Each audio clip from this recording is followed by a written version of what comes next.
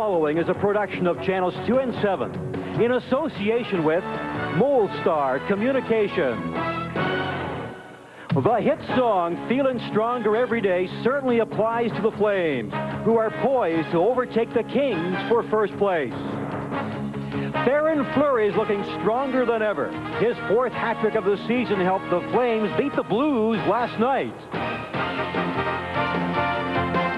Like the Flames, the Stars are stronger now than they were earlier in the season. At the same time, Dave Gagne's star status is rising in Minnesota. In Mike Modano, Minnesota has a star for the future. Today, he is one of 4 on the team with 20 or more goals. Of all NHL teams, Minnesota has more ex-Flames than any other. Mark Bureau is the latest addition. Adding up points is more fun for the North Stars lately. They're 5 games above 500 since the All-Star break in mid-January. But adding up fans in the stands isn't fun. Average attendance at the Met Center is around 7,500. When will the fans return is uncertain. So is the Stars roster next year. Some will find their way to San Jose. Tonight, the Flames find their way to the Met Center in Bloomington, Minnesota, to play the Stars live on 2 and 7.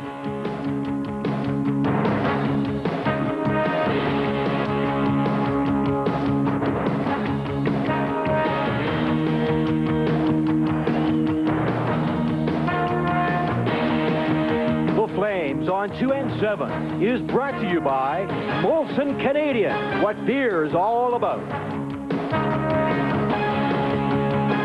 Welcome to the Met Center, where empty seats are the norm, and it's something team owner Norm Green is trying hard to remedy. Good evening, I'm Grant Pollock, and welcome to the Flames on 2 and 7. It's the second game as many nights for both the Flames and the Stars. The Flames winning in St. Louis last night. They made it to Bloomington overnight. They had an optional skate this morning, about 9 players showing up for that. Yesterday, here at the Met Center, the Wings lose to the Stars 6-2. That win extends the Stars' unbeaten streak at home to 10 games. And in the last 2 games here at the Met Center, the Stars have outscored the opposition 11-3. And the Flames have been home a lot and winning a lot lately. In fact, the Flames have lost only once in the last 15 games. So the Flames and the Stars both playing very well of late at a crucial time in the season. The Flames can move back into first place tonight. They must win, and the Kings must lose. And right now, the Kings are losing to Montreal 3-1 in the second period. The Flames have 10 games to go after tonight, and 3 of those games will be against the LA Kings. Right now, with more on the Flames, here's Harry Neal with Coach Doug Risebrough. Doug, a big win in St. Louis last night. I wonder if you could tell us a little bit about that win and how the new Flames are fitting into the scheme of things.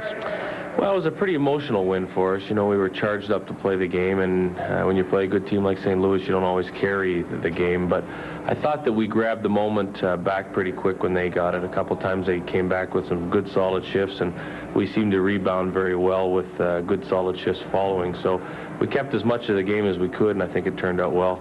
The new guys are fitting in well. I think they've brought some new energy to the team, and certainly I think that they're all good skaters, and I think we're a step faster than we were before. And Doug, you played on some great Montreal teams when you were a player. I'm wondering how much of your current coaching philosophy you really learned as a player in Montreal. Well, it's you reflect on a little bit. I'd have to say a couple things.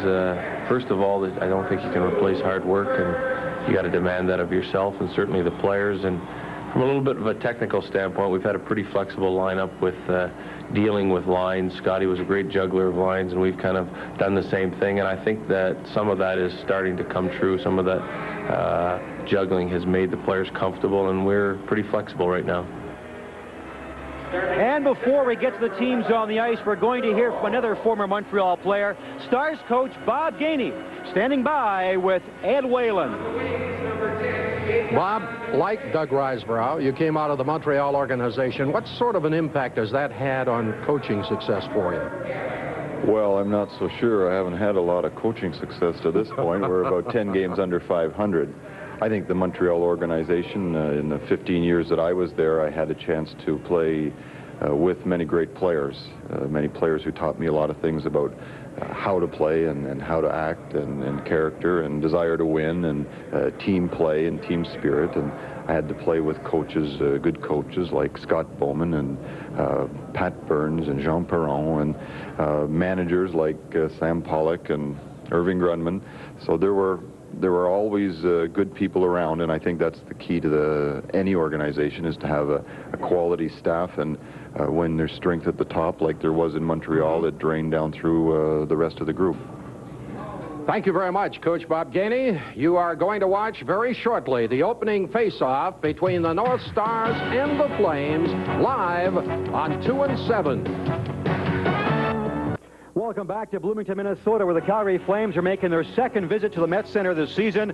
They won here in mid-December. Tonight's game concludes a 2-game road trip for the Calgary Flames. Important game for the Flames, as I mentioned, going on in the Montreal Forum. It's the Canadiens leading the Kings 3-1. Edmonton not yet underway. Winnipeg beat the Devils 4-3. Vancouver and Buffalo are now tied at 1 in the second period.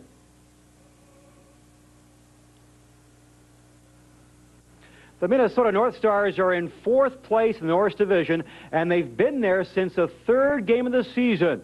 And they are right ahead of the Toronto Maple Leafs and right behind Detroit. Now we go to Ed and Harry. Hello, hockey fans. Well, we've got 2 flaming teams in action here tonight. As Grant Pollock informed you, both have been performing so well. The starting goaltenders, Mike Vernon, looking for the 30th win in a season for the 4th time in his career. And at the other end of the ice, Brian Hayward, a rather familiar figure after spending 4 years in Winnipeg and another 4 years in Montreal. There he is, Brian, over from Montreal after sort of a sit-down strike with the Canadiens.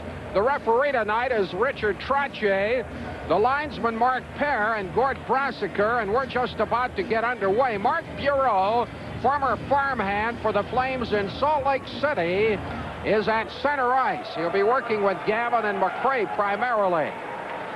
Now with the game underway, and we'll give you the deletions from the roster as soon as it's possible. Going to the corner, the puck is behind the net. It's flipped high in the air, goes down the ice, and it's chased there by Kurt Giles. Kurt out of the Paw, Manitoba. A real veteran. The puck came loose in front, but Monteau couldn't quite get at it. He got spun around, almost got away with it there. Scrambles for the puck again. Otto couldn't feed it through, and it's back up the ice and reorganized by Al McInnes. Down the ice now, and Dahlquist grabbing the puck there, and they're going to call icing on this play. Here are the players not playing in tonight's game. 5 for each team. Of course, Patterson and Ranheim are hurt, as are Churla, Zettler, and Craig for the North Stars. The Minnesota North Stars, Eddie, a team that I think has the best chance in round 1, if they continue to play the way they're playing, of making one of those big upsets. And we get together once every couple of months, whether we need it or not, Harry. What is this? This is my last game, 2 and 7, and I'm just trying to do a good job so you'll invite me back next year. Yeah, sure. Trapp, Gagner, Modano. This is a power line, certainly, for Minnesota. When you look at Trapp with 21 goals, Gagner 36, Modano 21. Some good firepower in that trio.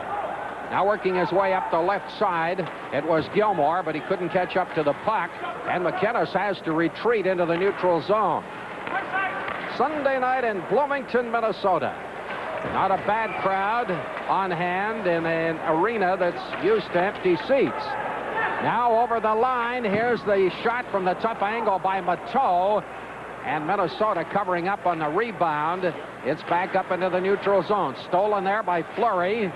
Fleury, 20 goals in his last 14 games, and a remarkable performance last night in St. Louis. He's knocked down, and back comes Minnesota into the center ice area. Gagner clearing, allowing Minnesota to make changes as play goes on.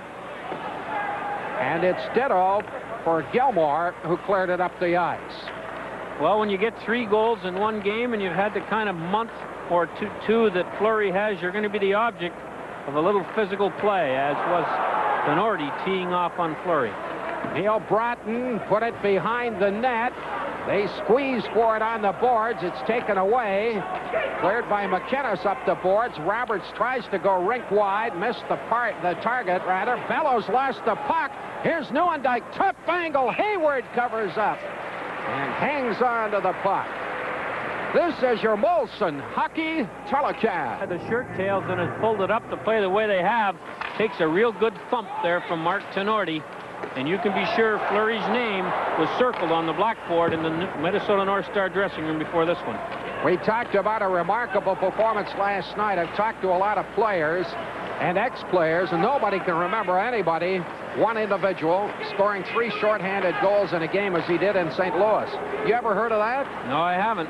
Must be a record in this league.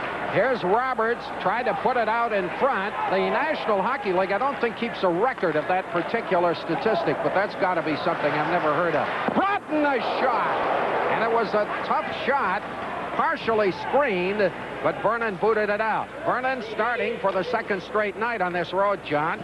Colin Patterson and Paul Ranheim are with the club, albeit they're injured and certainly won't play, but I suppose in a sense it keeps them as a part of the team. The puck is into the Flames players' box. National Hockey League definition of balanced scoring, I don't know what is.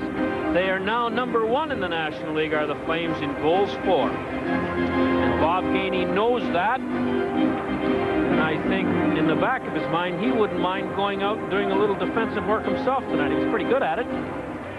Mark Bureau making his start with Minnesota. Got the pass away, and the shot by Duchesne was deflected to the corner. Bureau is yet to score in the NHL, having played 10 games with Calgary to no avail in that department. Here's Fleury going on the attack now. He's got McCown with him. He's squeezed off and knocked down. And that's by Brian Glynn, a former Flame, and the crowd applauds. Calgary forechecking vigorously, but up the ice comes Bureau, clears it in. And Minnesota makes their changes. Now it's behind the net, centered out in front, but swept away by McCown, put to an open wing, and back very quickly for it goes Dahlquist, the former Pittsburgh Penguin. Beautiful rink-wide pass there for Smale, trying to work it in to the side of the net. Duchesne with a shot, and Burnett very quick, and then he covers up on the rebound. Well, you know, the first goal is an important stat in the National League, but to Minnesota, it seems to be vital. If Calgary scores first, they're 19-6-4. Here's the good shot by Duchesne and a nice stop by Vernon. If Minnesota gets scored on first, they're 5-23-7. So this first goal, if the Flames could ever get it, would put Minnesota in a bit of a spot. Mike Vernon, who for the life of me keeps getting booed in Calgary for reasons that are unknown to me, his record in the last 4 or 5 years is unparalleled in the National League. And look at that little stat. That should shut anybody up in Calgary that doesn't like the way he plays. We're nearing the 4-minute mark of the opening period. There is no score. Perry Berezan gets the puck back to the line. It's held in and goes high in the air, knocked out of the air by Mike Vernon to the corner. Fleury coming out of his zone now. Got the lead pass intended for Mateau in center. It skids down the ice. And I think there's a penalty coming up behind the play, and Musil wants to fight. Musil, the former North Star, is anxious to argue. Well, Doug Smale was really upset with the way Musil manhandled him, trying to get to the net on the last North Star rush. And he and Musil came up the ice well behind the play, jabbing each other with their sticks and giving each other a little verbal abuse as well. And, of course, now we have other people involved. Well, tempers flaring early, and there was lots of flaring, I understand, last night in St. Louis as well. McPhee has scored for Montreal. Luc Robitaille for the Kings. It's now 4-2 Montreal at the Forum in the second.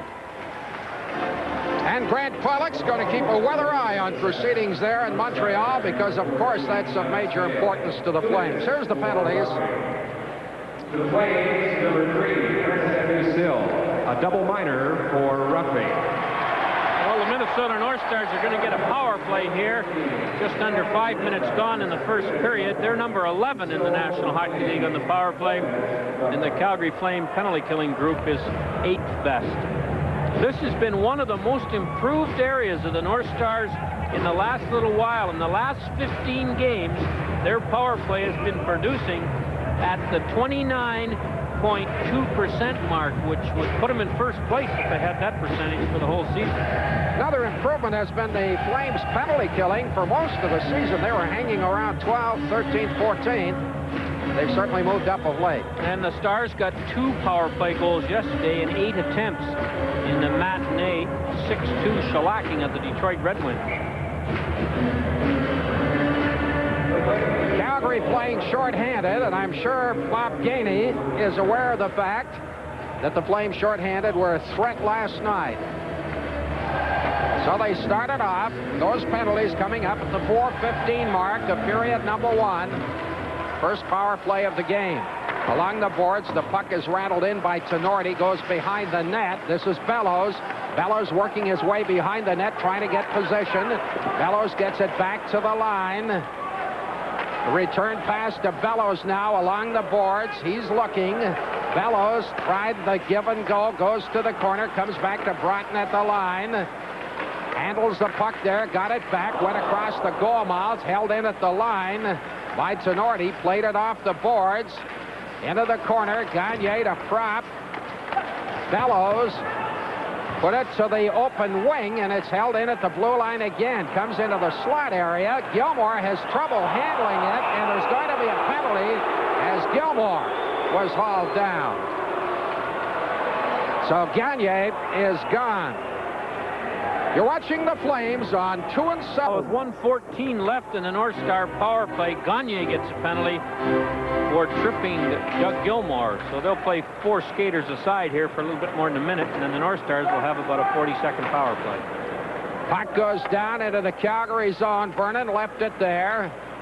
McKenna's playing it off the boards, intended for Suter.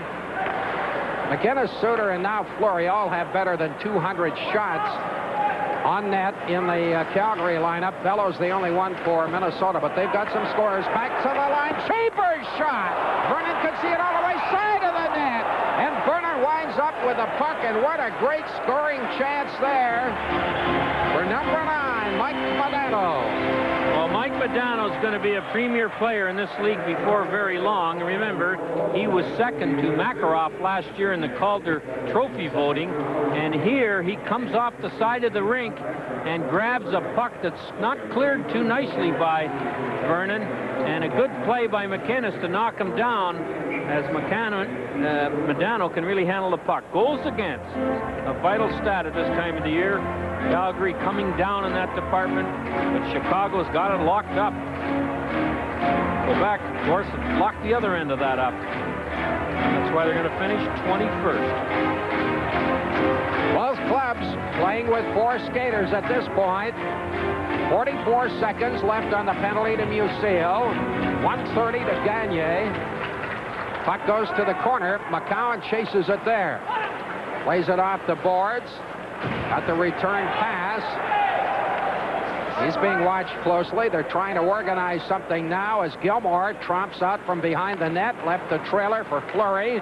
Over to Gilmore. Gilmore steps around the defense, puts it out in front, and he just missed McCowan, who's pinching in. There's the drive, and a good shot by Kevin Guy, who's into the lineup tonight for the Calgary Flames, after being acquired, of course, from Vancouver.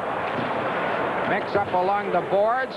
Some of the fans looking at the referee with their fingers crossed. And now Calgary has the man advantage for another 45 seconds. Puck is up the ice. Suter being watched by Duchesne. Duchesne and Berezan trying to kill this penalty for Minnesota, and they've been very effective in that department. To the blue line. Stopped there as Suter couldn't carry it through. Now McInnes gets it over on the other side. The shot, and Hayward had to be very alert on that one on the drive by Carey Wilson. Wilson going to the corner, played it off the boards for McInnes.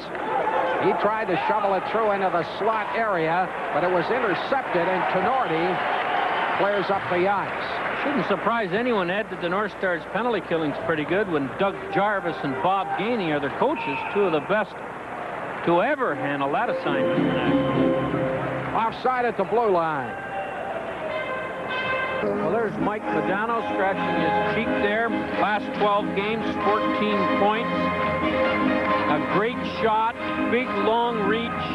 He reminds me of Ivan Boulder of the way he can just sift by defensemen who dare play the puck. You're going to hear a lot about him in the future. Mike Modano, number 9 in white. Only 20 years young. There's the shot by Neuendijk. Good grab by Brian Hayward. Ticketed for the upper left corner. Brian Hayward, this is just his 7th game here at home, and he does make a real good stop right here on a hard shot. A bit of a bad angle by Joe Neuendijk.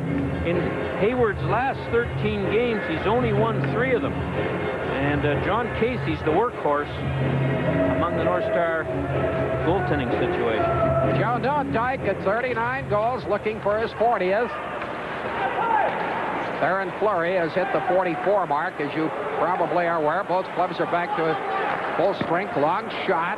That was knocked down and just cleared in time, actually, by Roberts. Backhanded, and it deflected out in front rather crazily, but Vernon was alert. Well, Mike Vernon, 5th consecutive year of more than 20 wins, and he's going to get 30 for sure. You know, any Stanley Cup hopes that the Calgary Flames have, and I'm sure they have high ones, you're going to rely on this guy, number 30, to do the job in goal that he did 2 years ago.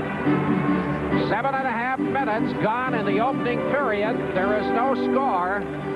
Broughton got it back to Giles. Giles fakes it, moves in, the shot, scores!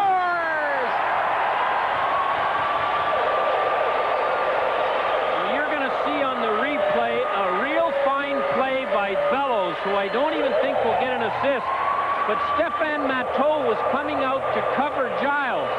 Bellows ran some interference, which allowed Giles to step to the middle of the rink right there. You see Bellows?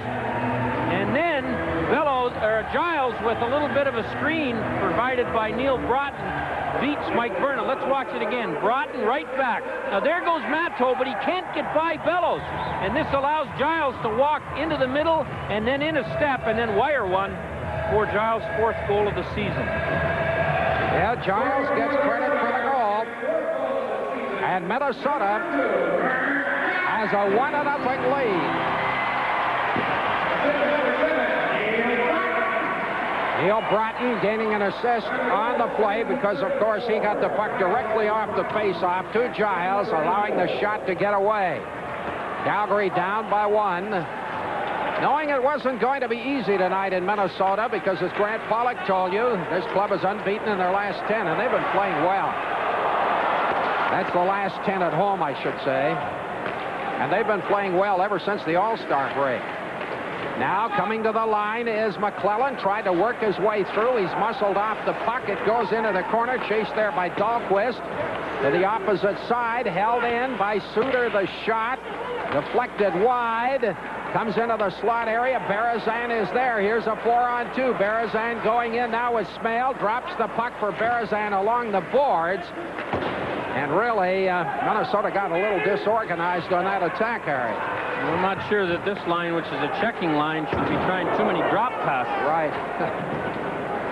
Now a scramble on the boards. Minnesota holding it in the zone, but now Suter goes the opposite direction, puts it on the left side. Big Otto takes the shot, deflected out in front. They score! Wilson! Well, the puck was nearly kicked in as Joel Otto put the puck on the net. And Wilson, who trailed the play, came in and shoveled it into the net.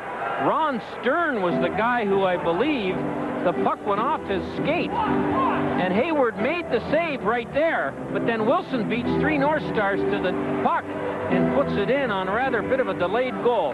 Here's Otto. He shoots it. Now watch Stern. It hits the skate right there. And I think it was Stern's. Or it might have been Jim Johnson's. Nevertheless, Wilson comes in and puts it in to tie this game up with 11:02 to go in the first period. That goal coming 1 minute 24 seconds after the opener by Giles Wilson with his 10th goal of the season.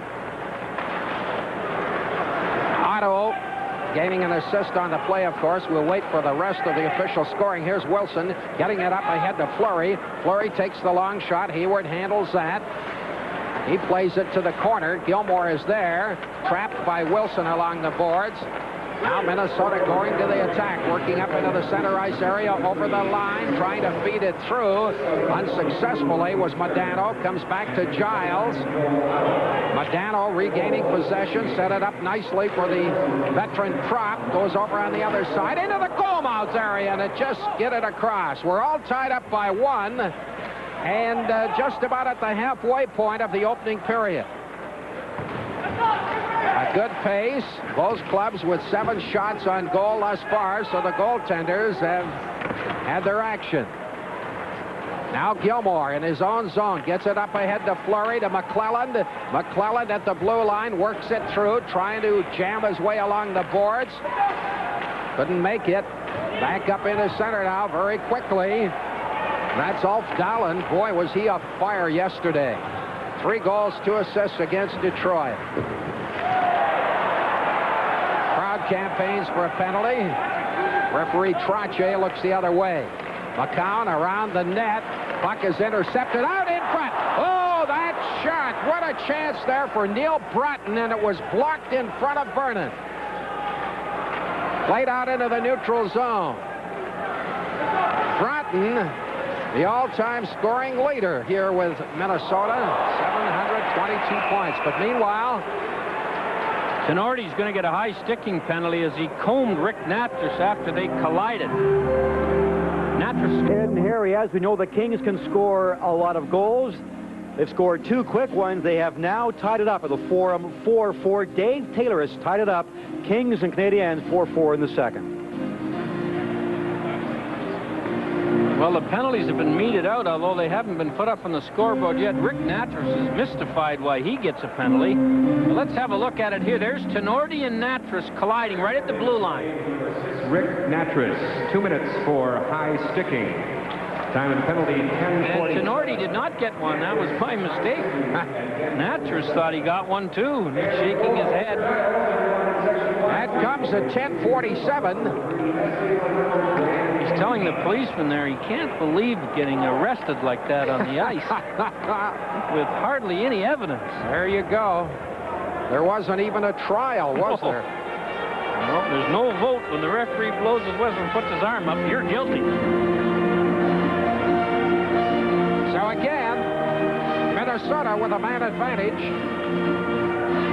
Did not capitalize on the first chance, and they get another shot at it. Back to Tenorti. Tenorti along the boards. To the side of the net, they work it out in front. It just went across the goal mouth. Comes back to Tenorti once again. And it's back into the neutral zone, where Broughton had to cover up rather quickly to prevent a Calgary break. Finally, it's belted down the ice. Frank Musial, who was very much looking forward to playing here, showed a lot of intensity early. Bellows trying to move in. He dropped it. Prop couldn't get at the puck. Tenorti's in deep. Tenorti looking now. Got it into the corner for Bellows at the side of the net for Gagne. Split it. Drop right across the front of the net and nobody there. Here's Bellows. Couldn't control the puck. Takes the shot now. Rebound out in front. Musial couldn't get it away. Gagne at the line. Good positional play. Tenorti's shot deflected wildly out in front. They scored! Brian Bellows finally put it in. 2 excellent plays by the North Stars to recover the puck when the Flames got it. A diving recovery by Brian Prop kept it alive, and then this is what resulted. Tenorti puts it on the net. There are 2 North Stars, or 3 North Stars, and only 1 Flame, and Al McInnes gets to Brian Bellows just a second too late. Here's another look at it. 3 North Star forwards. Musial's trying to knock one down, and just before Bellows is knocked down, or knocked in behind the net, he puts it in. And Brian Bellows had a hot hand yesterday with 3 assists.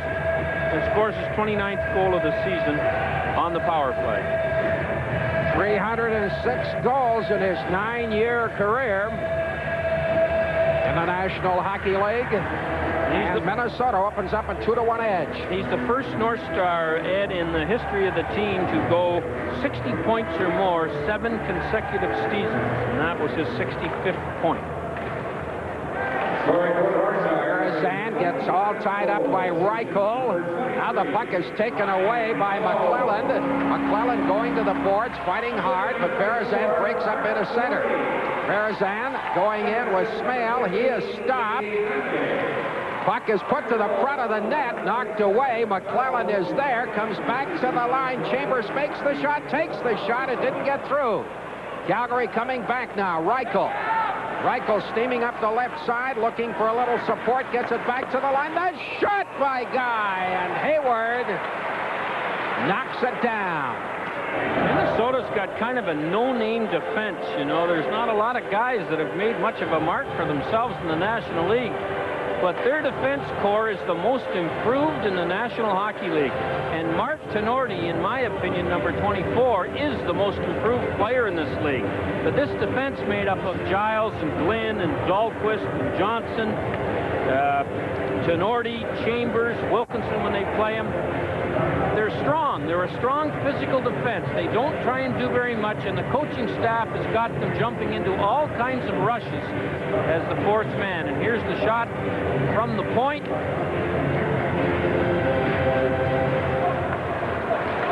And back we go to the live action.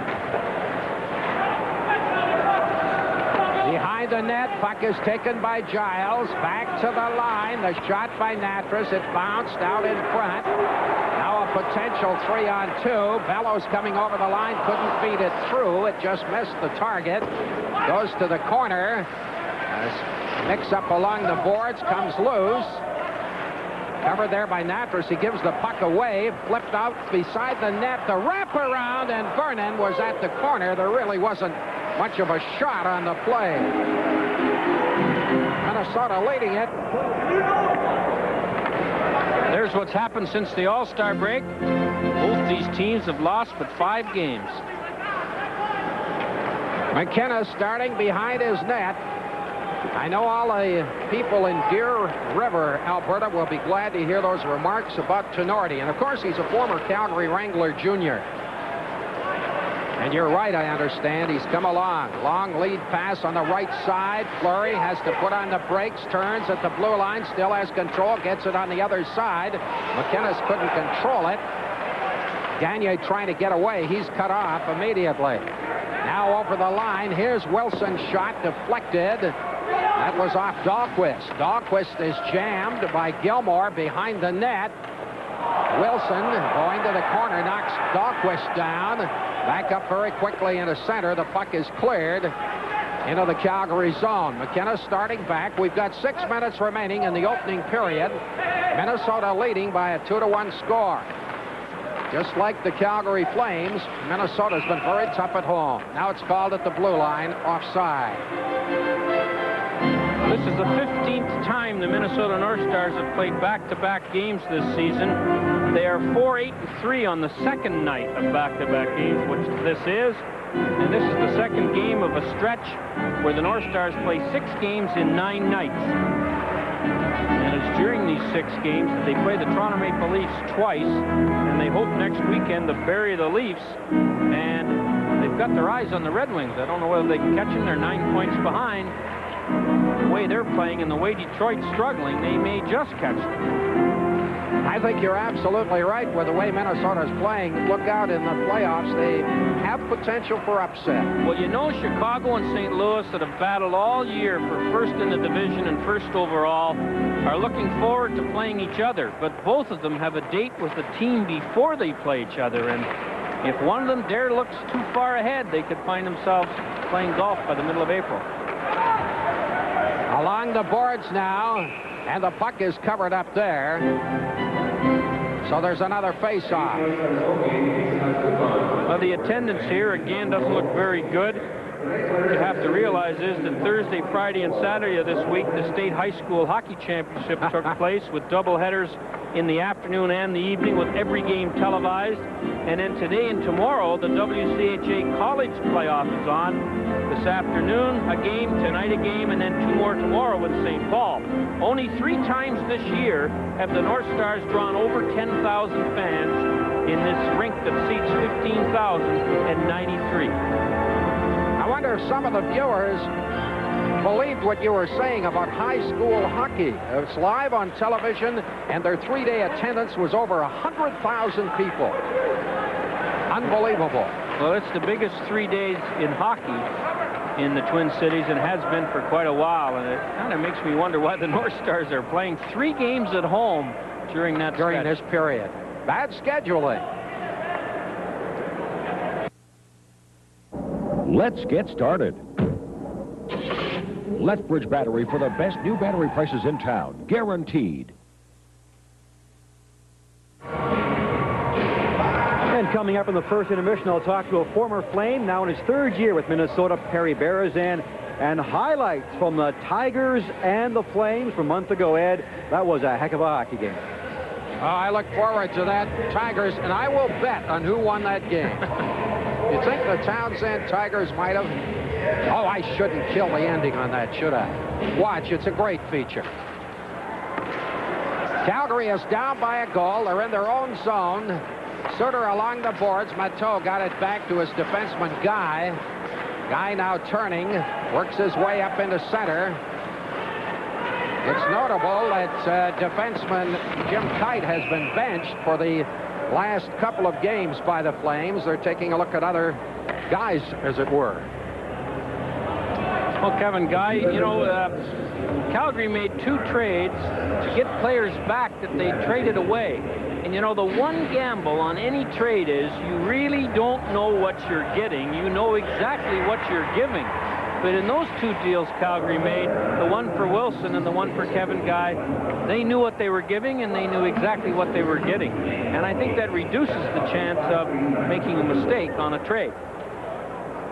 And then they got the toughness of Ronnie Stern thrown in. Boy, the players were all talking about what a nice addition to the lineup he was, and he's only played a couple of games, but I guess his physical presence was obvious last night.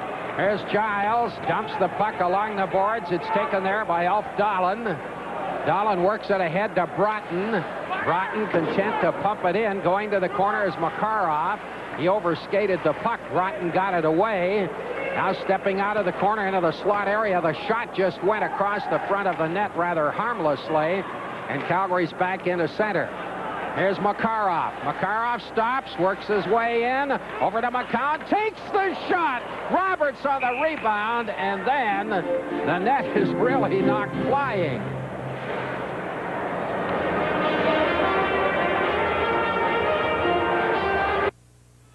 Chicken Delight, now offering their professional catering team to Claire's home and area. They'll help you plan your Christmas party, wedding reception, or any other event. Their banquet room is also available. Just give them a call. Oh, don't cook tonight. Tonight, all right. For Chicken Delight. The people at Custom Engine may not fix your car this fast, but they'll fix it that good. Custom Engine, complete automotive machining from the heads down. Brian Hayward's had to put up with 9 shots from the Flames and about 8 forwards going to the net without the puck. And the North Stars, by the way, have started to do that very well. Of course, Calgary, for quite a while now, has had the upper hand with the Philadelphia Flyers on forwards to the net without the puck. There's the slam-bang line, the combination of Otto, Stern, and McClellan. Doug Risebrough has been mixing up his lines to some degree. We've also seen McClellan working with Gilmore and Fleury at times. Face-off is to the right of Hayward. Puck goes down. Hayward plays it around the net. Goes to the boards. Handled there by Tenorti. Flipped up ahead now. Bellows breaks into center. Bellows turning on the speed. He's stopped by Kevin Guy. They still scrap for the puck. Scramble behind the net. Guy clears it to safety. Then it's taken over by Gary Suter. Suter tramping out of his zone, comes over the line. Suter Finally ridden off the play by Dahlquist. They scramble for the puck. The puck is stripped away by Dahlin. Dahlin, the former New York Ranger, who of late has really been playing outstanding hockey here. Tenorti trying to set it up, fires it all the way down the ice, and of course that's icing against Minnesota. Well, you know, the Minnesota North Stars have really been part of the reason the Calgary Flames are doing as well as they have. In 1985 and 87, Calgary used second-round picks they acquired from the North Stars for Kent Nielsen and picked up Joe Nieuwendyk and Stefan Matteau. And then, with Churla and Berezin going to Minnesota for McClellan in the 4th round, they picked up Robert Reichel. And this year, the Flames traded Mark Bureau to Minnesota for a 3rd round. I wonder what he's going to be like. And then, of course, Frantisek Musil has been a nice addition for the Flames. So there are North Star fingerprints all over this Flame lineup. Large degree of success, you'd have to say. And 3 different general managers made those trades. So you can't say that Fletcher had a buddy he was working with in all of them. Bureau against Gilmore. Former teammates. Puck is dropped. Gilmore got the draw. Fleury holds it in. Goes to the corner, and it's taken there by Johnson around the net. On the left side for Gavin. Johnson coming up to center. Tried the shot. That was deflected over top the net. Vernon plays it high off the glass. They work for the puck there. Goes to the side of the net once again. It's held in, however, by Chambers. Bureau working hard behind the net, couldn't get it away. Fleury knocked it into the neutral zone. All this, Gilmore is really flattened as he went across the blue line. He was trying to get at the puck. Out in front, they score! Fleury! Fleury, and the beat goes on. Well, a real breakdown by the North Stars and some good hustle by Gilmore. And, of course, Fleury, everything he touches goes into the net now. And he scores his 45th goal of the season from Gilmore. And they may give another assist. As you can see that Hayward had no chance. Where the North Stars went, I don't know. They sure weren't around. Here it is here. 2 or 3 of the North Stars who were in a cruise. There's 4 of them, 5 of them, but they're all, not one of them takes a look over his shoulder to see if there's any dangerous person in front of the net. And if you don't think Theron Fleury isn't dangerous, you haven't been watching this team play lately. And Gilmore showing lots of get up and go. I was watching him mugged at the blue line, then lo and behold, he was up so quickly and set up Fleury, and it makes it a 2-2 hockey game. Vernon plays it high in the air. It's knocked down by Nieuwendyk. Nieuwendyk up ahead to Roberts. Roberts on the right side. Moves into the slot. Put it across the goal mouth. Hayward kicks it on out of there. Comes right out in front. The shot. Oh, Hayward with a fine save off Natras at point-blank range. Calgary beginning to turn it on now. They appear at the moment to have the Stars a little bit rattled. Up the boards. It's trapped there by Dahlquist. Gets it over on the other side. And it bounds all the way to Vernon. And Suter will start back for the Flames. Tied at 2, just a couple of minutes remaining in the first period here in Bloomington, Minnesota. Now Reichel forechecking, stole the puck away, but Broughton covered up, then he lost control. Reichel, a shot, rebound, the drive bounces in front of the net. They're still working at the corner, trying to get at the puck. Fenton going after it there. Suter trying to hold it in, and Calgary with a close call. They're doing some great forechecking, Harry. Well, Calgary's a good forechecking team, and the North Star defense, big, strong, but not great with the puck. And if you can hurry them up, they'll make some errors. Tenorti going rink wide, and the puck is cleared by Dahlin to the line, but Calgary has possession. Flipped up into the center ice area. Back goes Tenorti. Tenorti operates with Chambers as a blue line pair. He fed it through to Prop. Prop stops now. Plays it to the corner. It's cleared out in front, but Fleury was there, and Fleury starts back.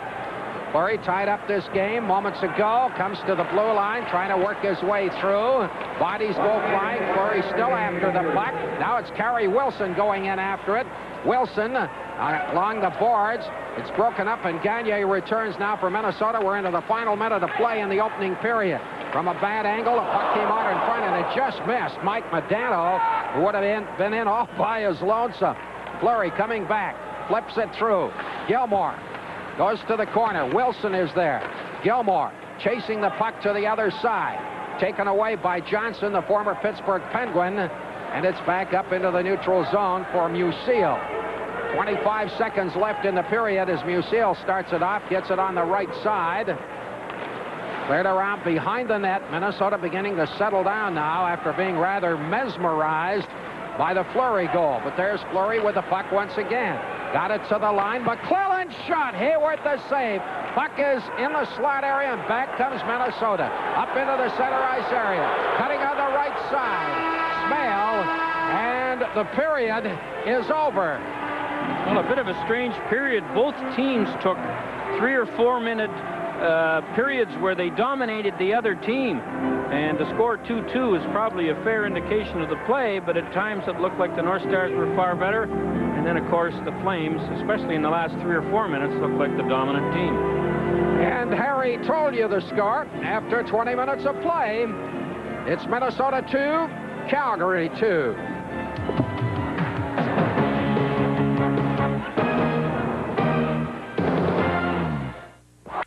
Ties the game at 2 after 1. Well, things are going well for the North Stars. They have been now for about 6 weeks, and interesting, that's when Perry Berezan became a regular in the lineup. Coincidence there or what? I don't know. Maybe some people like to think so. I don't know how. I think it just took some time for the team to gel. I think we had new coaches, we had new players, and I think it just took some time for everything to gel, and now things are starting to work. Bob Gainey adjusting to his style. I guess it's a lot like the Montreal style as far as forechecking is concerned and playing a Montreal defensive style. It really is, and it's a lot different from what we used last year. So, like I say, it did take some time for us to get used to it and to know exactly what to do in every situation. And now the players have really picked it up, and it's working pretty well.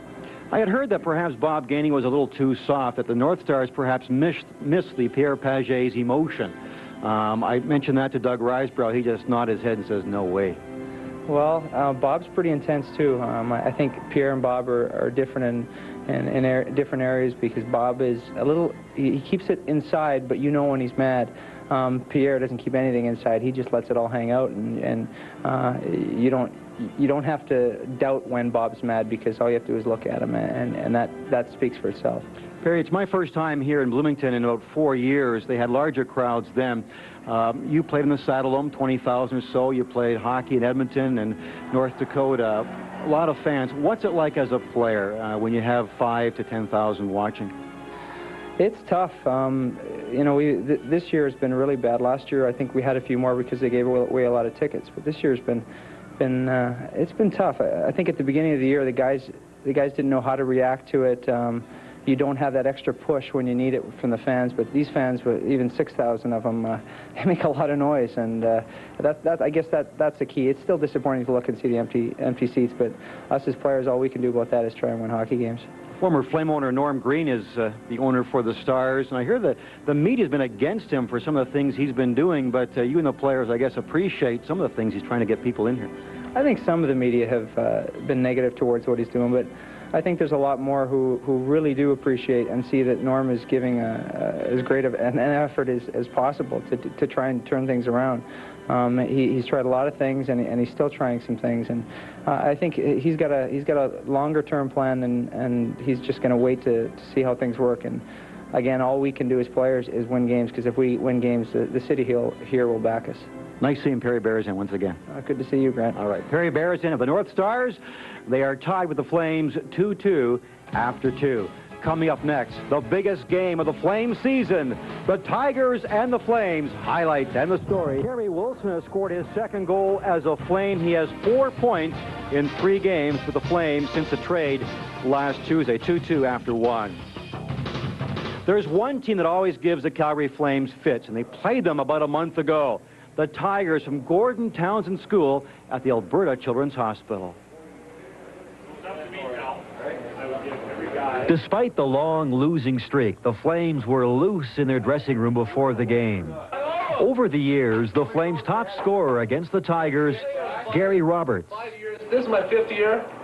Got about 20. I think about 23, 24. Is that right? No passes though. No passes. No pass. No pass. Colin Patterson is seeing game action for the first time since he went on the injury list in September. Roberts sensed Patterson was nervous. Come back deep. Come back deep on the breakout. All right? And I'll be flying. I'll be flying through the middle, hit me, breakaway, goal. Okay? We'll try that a few times. If it doesn't work, then you just flip it all the way down. I'll be standing by the goal net. Well, can I stand with you down there? Well, sure. We'll see how your knee holds up. Before the game, the Flames mingled with the fans and signed autographs. Who's have you got so far? Merzen, Fleury, and Hunter. Meanwhile, in the Tiger dressing room, We're going to play our positions tonight, okay, and check these guys because I hear they're really weak in their own zone. So we're going to check them really quickly. And lots of teamwork and talking it up, okay? 100%, okay, guys? 1, 2, 3. Yeah! 1, 2, 3. Yeah! the game's underway. The Flames, frustrated by the Tigers' close checking. They're watching the high-scoring Roberts closely. 2 hands in the stick. All right. Later, Theron Fleury is caught with 2 hands on his stick. The Tigers take advantage of the extra man and score the game's first goal. The prettiest goal of the game comes at the expense of Flames goalie Rick Natras. The wraparound, always a goalie's nightmare.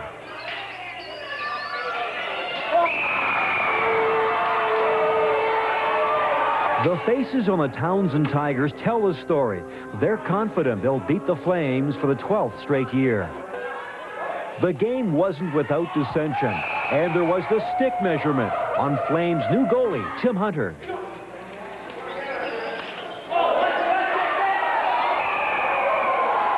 After Gary Roberts put the Flames in front by 1, the Tigers come back to tie it up at 5.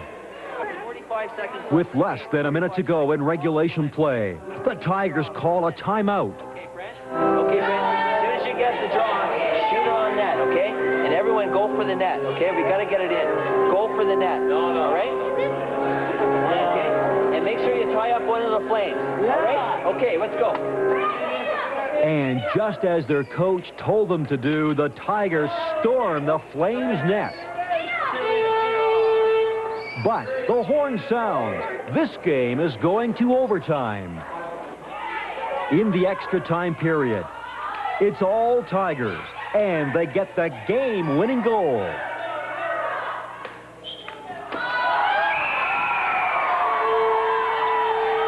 For the 12th consecutive season, the Gordon Townsend Tigers at the Children's Hospital beat the Calgary Flames.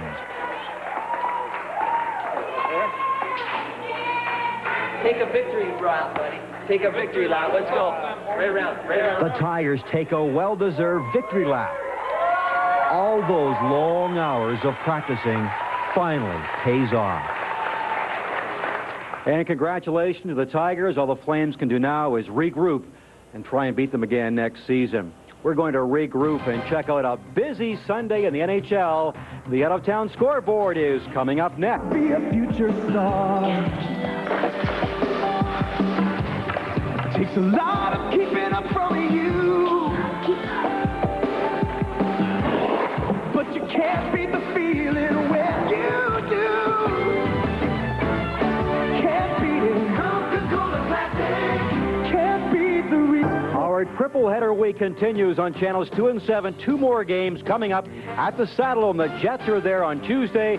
Islanders there on Thursday. Both games live on 2 and 7 at 7:30. The out-of-town scoreboard is brought to you by Canadian Western Natural Gas, the best flame in town for heating, cooking, and barbecuing. The big game for the Flames in Montreal, Kings and Canadiens tied at 4 in the third. in Edmonton. It's the Oilers leading the Capitals 2-1 in the second. The Penguins win again over the Islanders. Pittsburgh second the Patrick Division, 4 behind the Rangers. At Winnipeg this afternoon, the Jets edge the Devils. Ed Olczyk with 2, he has 24. Winnipeg improves their lead on the Vancouver Canucks to 3 points. However, the Canucks are still playing in Buffalo. They are tied at 3 in the third. Before tonight, Hartford was 2 points behind Buffalo as they fight for third in the Adams. Right now, Quebec and Hartford tied at 1 in the third. The Rangers with a chance to extend their lead on the second-place Rangers. Steve Larmer has scored for the Hawks 1-0 Chicago in the first. At the St. Louis Arena, Brett Hull has scored his 77th. 3-1, though. The Wings lead the Blues. At the Met Center. Period scoring summary is brought to you by Jack Carter Cheval's Cadillac. See them first at Glenmore and McLeod and drive into the 90s Cadillac style. Giles from Broughton, the scoring play. Wilson then from Otto and Stern. That's the first point in his career with Calgary for Stern. Bellows from Tenorti and Gagne, and then Fleury from Gilmore. Once again tying it up, and you see the shots on goal.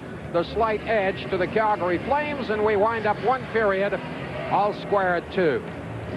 Well, both goalies had some difficult saves to make, and really 2-2. It would be a lot more than 2-2 if the goalies hadn't been fairly sharp. I think Vernon had more of the difficult variety of shots to stop.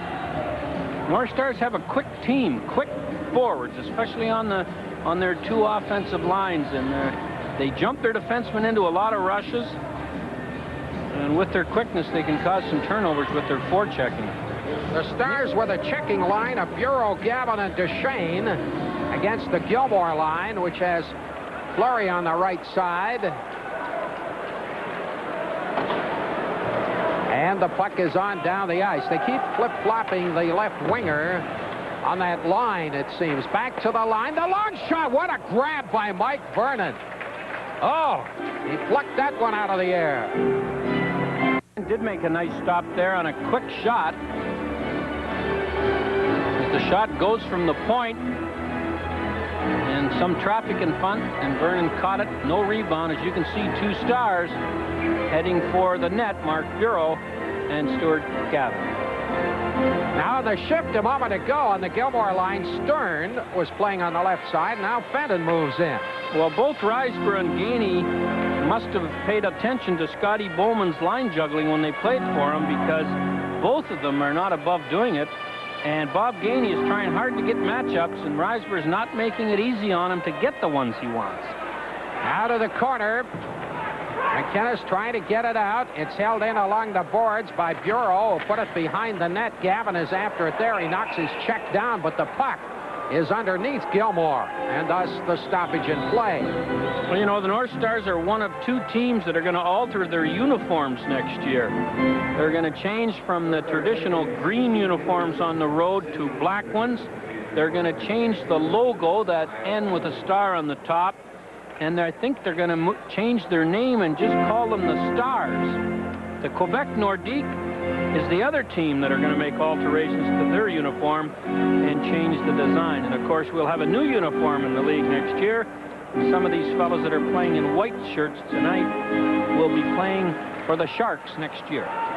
Puck is back at the line. The flip to the corner. It's taken over there by Natras, who bursts into center. Got it on the left side for Gilmore.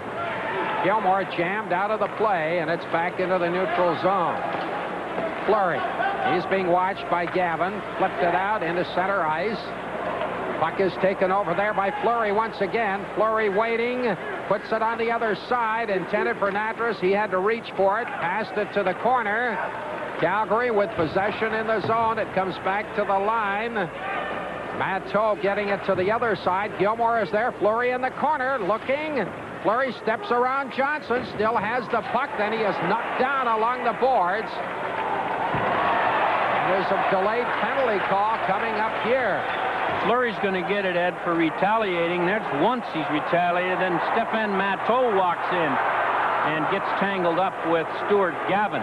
But Fleury's going to get the first penalty. He may even get 2. And And then Matteau and Gavin decide to solve the problem that Theron Fleury started. Well, they're at very close range. Matteau getting a slight right in there. Stuart Gavin missed 19 games. He hurt his knee 3 different times.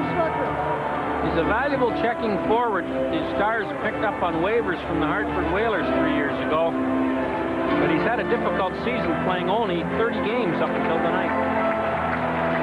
This is your Molson Hockey Telecast.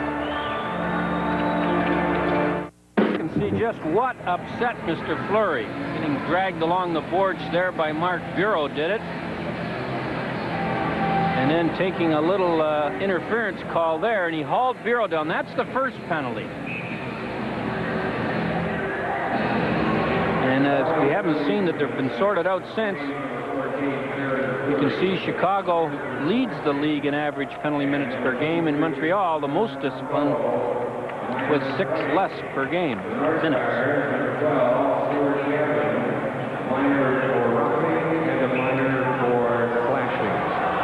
Well, I think they're offsetting, aren't they, Harry? Yes, I think Calgary got a bit of a break on the calls there.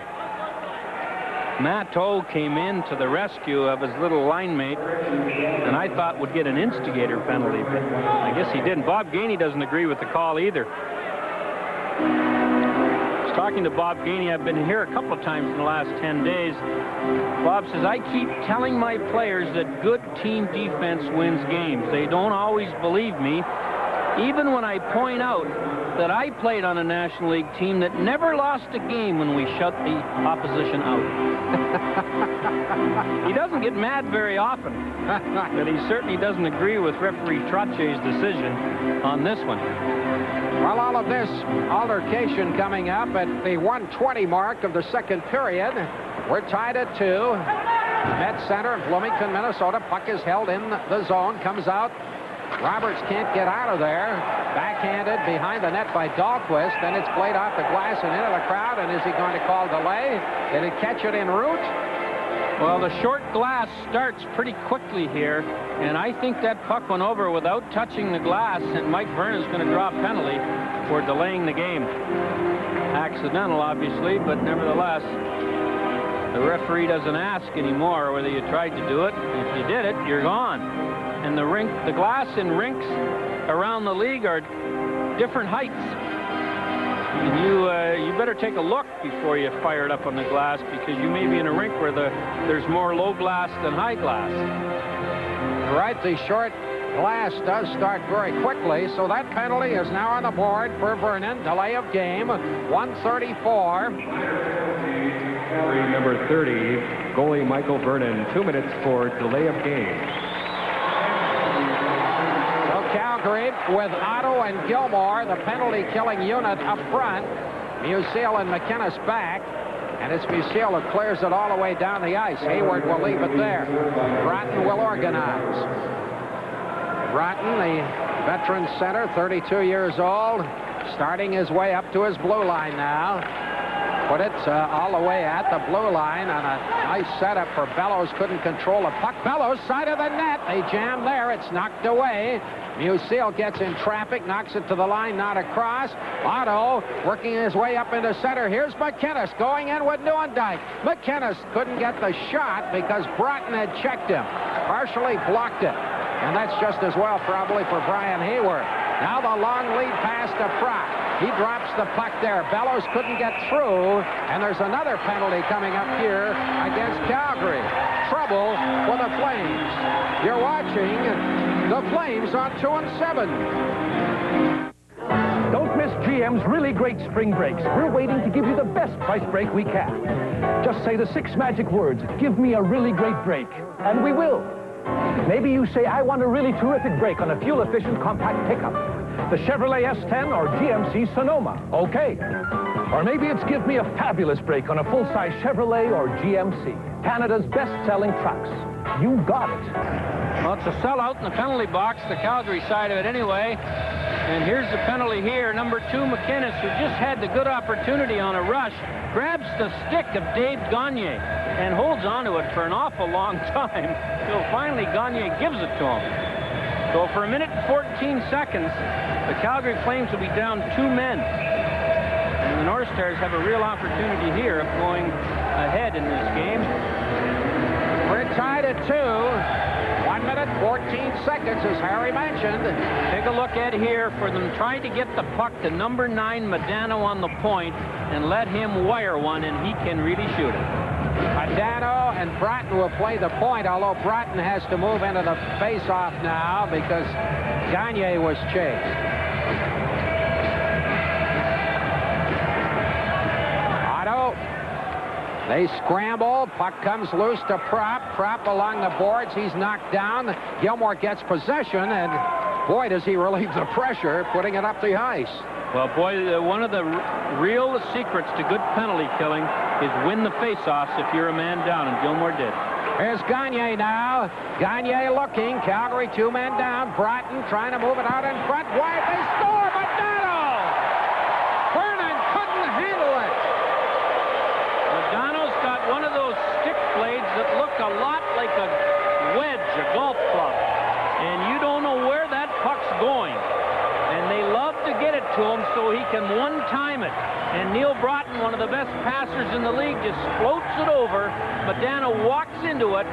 Vernon got a bit of it. He may have been screened by Gagne, and Prop was there to cause us some trouble. Look at those stick blades. It's unbelievable it's not illegal. And when he shoots it, it comes off it like a lacrosse shot. Modano beats Vernon from about 40 feet out. And they still have a minute 35 seconds left in McInnes's penalty to try and get another one. So Modano taking advantage of the 2-man disadvantage not being enjoyed by Calgary. Minnesota taking a 3-2 lead. Now a minute 20 seconds left on the McInnes penalty. Minnesota with a great chance here will open up a lot of breathing room. Puck is up ahead. Gagne turns.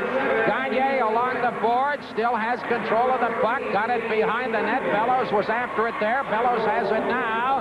Gets it back to the line to Bratton. Over on the other side now. Good possession. Goes behind the net. Handled there by Prop. Prop on the other side for Bellows. Bellows at the top of the circle. Gets it to Prop at the side of the net. Tried to put it out in front, and that was stopped by Vernon. Blocked at the line by Bratton. Tenorti at the blue line. Tenorti moving in, takes the shot, and it was just wide. It hit the outside of the post, actually. Bellows back to the line to Tenorti. The shot, it was deflected out in front by Prop, but knocked to the corner. Back to the line to Tenorti again. The shot, it didn't get through. Rebound! It's high in the air. Goes behind the net.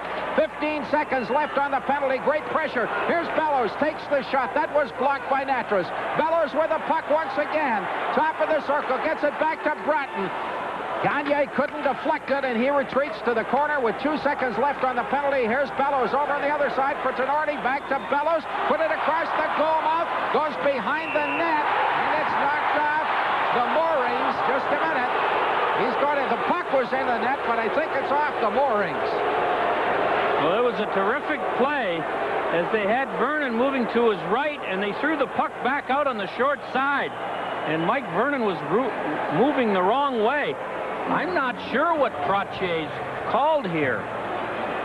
The net was off, I think, Ed, but who put it off? I thought I saw a red shirt, but I don't know. Take a look. If the Flame player knocked it off, it's a delay of the game. Now, you see Prop starts behind the net, then throws it back out.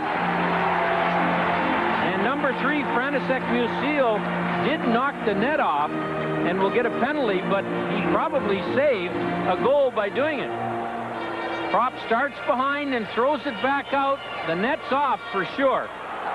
Bellows puts it in, but after the net was knocked off. So what the Flames are doing here is they're trading a goal for a power play for the North Stars, and I think that's a good gamble. Not a bad gamble. Now, if that play, Ed, had taken place in the last 2 minutes or less of a game, it's a penalty shot for a deliberate delay of game.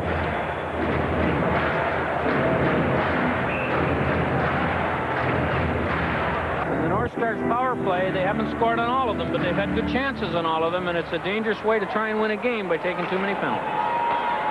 They have a couple of power play goals, those North Stars. Along the boards for Brian Propp, the longtime Flyer. His pass is knocked down, cleared to the line. Broughton will hold it in. Propp knocked it to the corner. Propp comes out of the corner, put it behind the net. Suter challenges him. Along the boards for Bellows, back to the line for Broughton. Broughton gets it over on the other side. Tenorti going into the corner. Tenorti has the puck. Back to the line to Broughton, fakes the shot. Dipsy-doos gets it to the other side. Here's Gagne's shot. Good save. Oh, and the rebound was just belted wide. Calgary in all sorts of penalty trouble this period. And now they go back to the attack. Broughton intercepting that drop pass. It's down the ice. A chase for it there, and Vernon leaves it for Gilmore because it's going to be icing against the North Stars. Well, a dangerous point man, Neil Broughton. When he gets the puck on the blue line, you know he's got a pass in mind that few other point men do. He leads the team in assists with 50. Last year, his 85 points were the best since 1985 when he scored 105 and became the first American to score 100 points. And here he is weaving a little magic there and gets it over to Gagne after spinning away from the penalty-killing forward. He's currently number 2 in the all-time U.S. scoring race behind the former Flame Joe Mullen. And Ed, he's a free agent without compensation July 1st. I wonder where he'll end up. 50 seconds remaining on the penalty to Musil. Minnesota leading the game 3-2. Vernon behind the net. Played it to the corner. His would-be pass was stopped, however. Controlled by Minnesota in the zone. Along the boards for Dahlin. Dahlin got it back into the slot area. At the top of the circle now, Minnesota playing it tough. Chambers will hold it in. Goes to the other side. Controlled there by Modano. Got it over for Chambers. Knocked out of the air. Lay there momentarily, and Fleury finally got it out into the center ice area. But back comes Minnesota. Dahlin along the boards. His drop pass is stopped by Gilmore, deflected into center ice, and that should do it. As far as the penalty is concerned, the Calgary Flames are back to full strength. Kurt Giles in center, up ahead, moving in, and Duchesne scores! Duchesne on the rebound! Well, that will not be a power play goal. But František Musil could not get back into the play as Giles threw the puck up Mark Bureau, who makes a nice pass right here to Gaetan Duchesne. Vernon makes the first save, but for some reason Natras coasted instead of skated, and he might have been able to take that rebound shot away.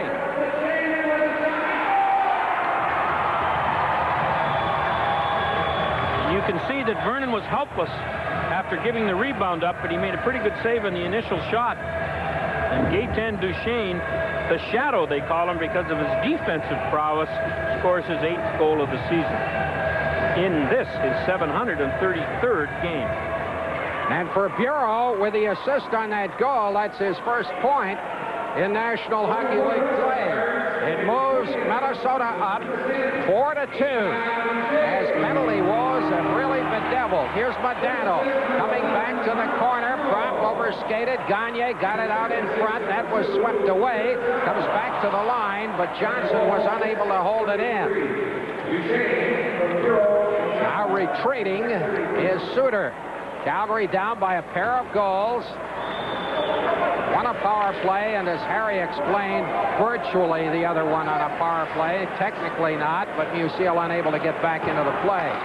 Well, Eddie, if you take a lot of penalties, even if you kill them off, you get into a defensive frame of mind, and it's hard to get out of it when you start playing 5-on-5, and the Flames got to get a little offense going here because they've been on their heels killing penalties for most of this period. And, of course, that plays hob with line combinations and length of time for specialty teams on the ice. Here's Duchesne again. Tried to put it out in front. That was blocked by McInnes. Puck was taken away by Neuendijk. Got it up into center. Roberts is after it there. Neuendijk coming through, works his way in. Oh, what a save. Rebound, and Makarov's shot went off Hayward. Hayward, just a great save. And it's down the ice for Musil. Calgary badly needing something, down by a pair of goals to get back into this affair. Now Vernon will start Roberts off. Roberts coming into center. Goes rink wide to Makarov. Over to Neuendijk, and his shot was just wide. He was spinning and off balance when he took the shot. Quickly back up to center, and boy, the pace has really opened up now. McCown on the boards. Roberts takes his pass. Natras is forced to go behind the net. He's stopped by Bellows. Comes back to the line. Dahlquist shoots it. Bounces high in the air. Goes to the corner. Bellows comes out with a puck. Drops it along the boards. Held at the line by Tenorti. And some territorial pressure here by Minnesota till finally it's up into center. Here's Makarov. He is knocked down, and there's going to be a penalty here. I believe it's against Dahlquist. And Calgary, at long last, gets the power play going. LA and Montreal still tied at 4 late in the third. The Oilers tied with the Capitals 3-3 in the second. And Vancouver gets a go-ahead goal by Robert Cron. It is now 5-3 in Buffalo. And Winnipeg won this afternoon 4-3 over New Jersey. Harry, you live in the Buffalo area. What in the world is wrong with the Sabres? By the way, I'll tell you that it's confirmed Dahlquist is in the penalty box. They haven't won a home game since January 22nd. Oh, could be the end of Rick Dudley. There's been all kinds of talk for more than a month. There's a penalty to Dahlquist.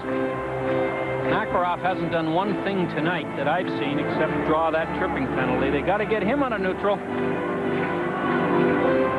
Face off at the top of the circle. But you're right, Eddie. Makarov's a guy, if there's a lot of penalties, he sits on the bench for long stretches, and you can lose interest in the game if you're not careful. They need to get him re-interested in soon. Against Berezan, there's the shot by Suter. Comes back to McInnes. McInnes flips it to the corner, side of the net. The shot by Otto. That was stopped by Hayward with relative ease. Comes back to the line. Gilmore holds it. Top of the circle. Looking, gets it across to McInnes. The shot. Good save by Hayward in a crowd. Gilmore behind the net, out to Otto. Put it along the boards, back to the line. Suter playing it off the boards to the other side. McInnes, and Hayward put the toe to that one. McInnes really trying to set up Otto for the deflection out front. Al McInnes with 53 power play points coming into tonight's game leads the NHL in that department, and currently has a 6-game point streak going with 8 points in those 6 games. And Al McInnes is a guy that can burn you with the shot, and he has added, as you say, Ed, to his repertoire back there, a half a shot, and that's what that is. And he's hoping that his teammate, who we saw in front, can tip it in. The goalie doesn't know whether the whole shot's coming or the half shot's coming, but he knows if it hits him, whether it was the whole one or the half one. 1:25 left on the penalty to Dahlquist of Minnesota. 4-2. Minnesota Stars leading the Flames. Fleury got it back quickly. McInnes back to Fleury. Fleury has one of the goals tonight. Fleury patrolling at the blue line, looking, gets it over on the other side. Neuendijk is there. Neuendijk looking, put it back to Fleury. Fleury, top of the circle, gets it back to the line. McInnes shot, and that was just deflected wide. Held in by Neuendijk. Back to the line. Here's McInnes again, and Hayward kicks that out.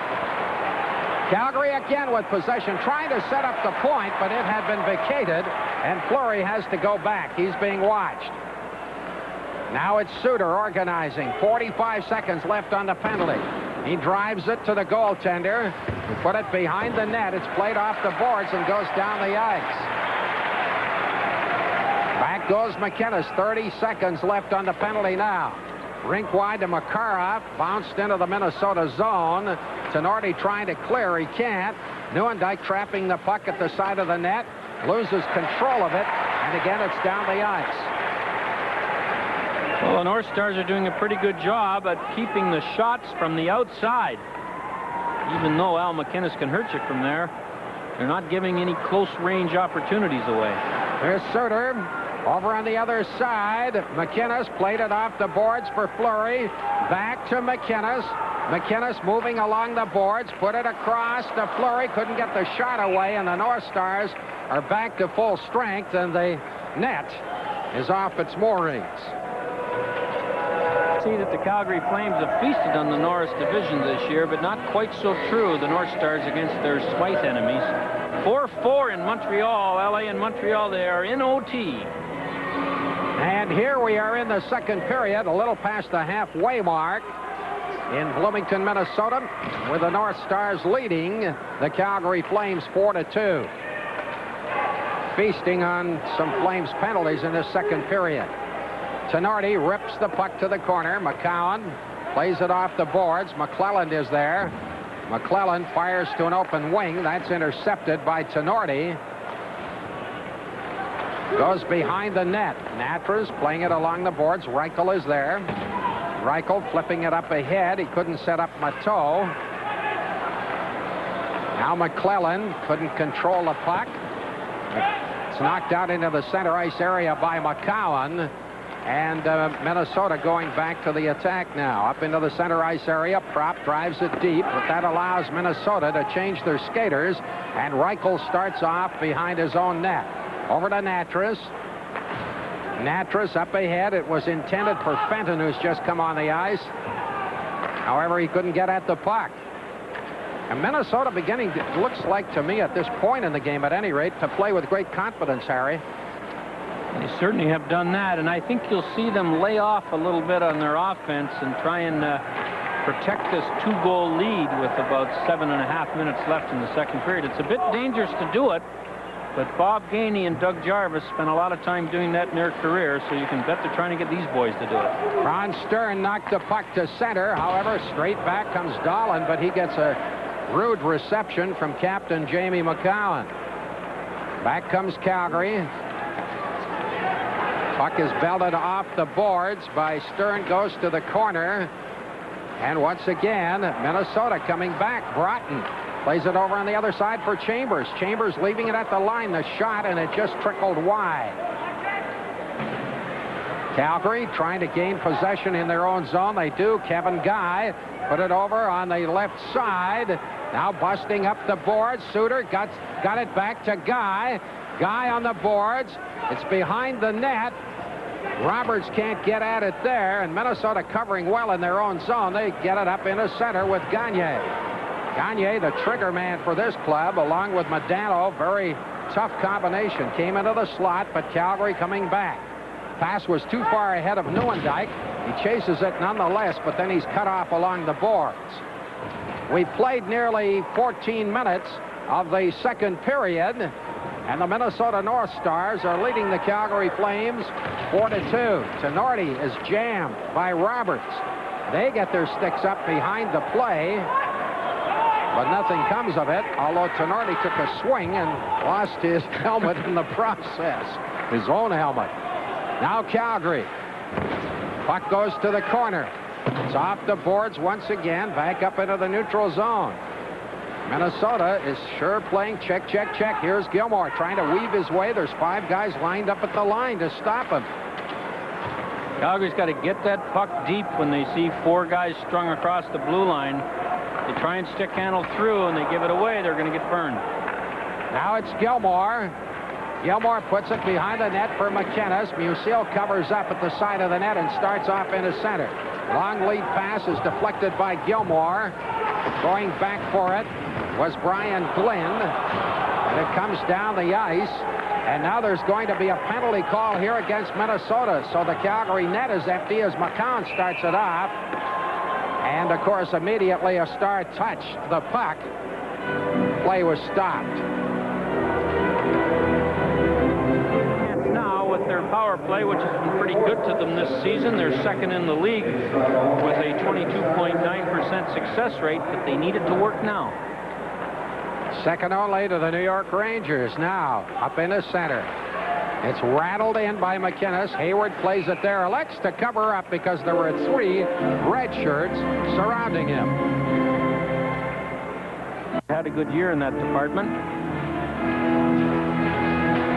need one now, never mind the 100 they put it to the side. Otto got it back to Reichel, and his shot was a knuckler that came down in front.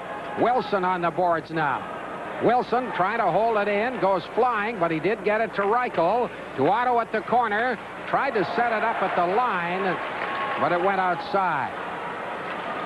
Now it's Wilson along the boards.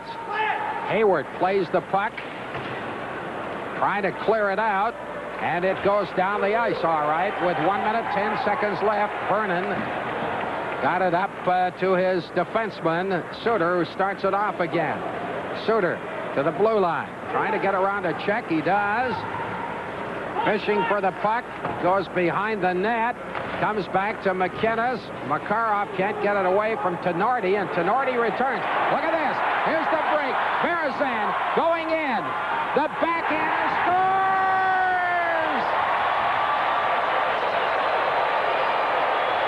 Well, Mark Tenorti made the play.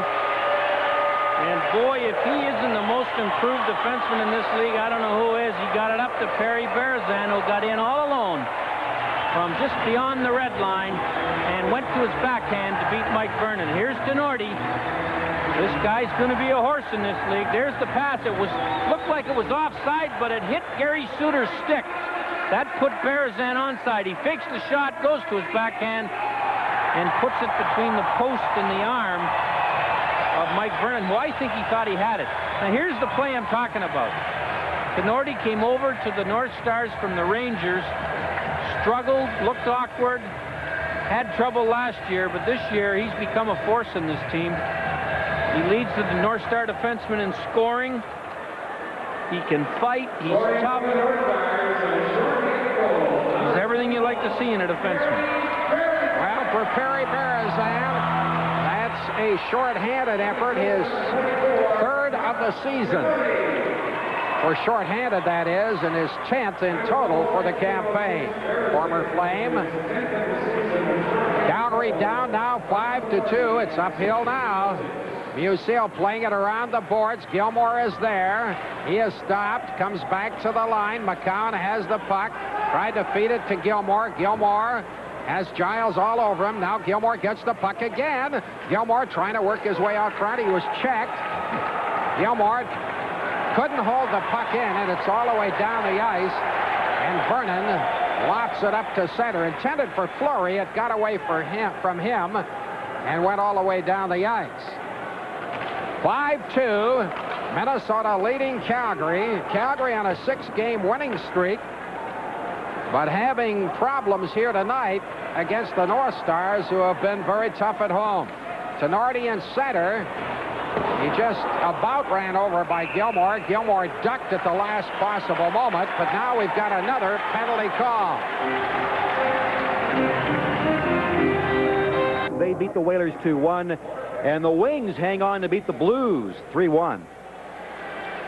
Couple of surprising scores there, Harry, but meantime, it's Fleury in the penalty box, and another power play chance for Minnesota, and they've had a ton of them tonight. Comes back to the line, held in there by Brian Glynn, got it along the boards, were brought back to Glynn, over on the other side, into the slot area, and then swept down the ice by Joel Otto.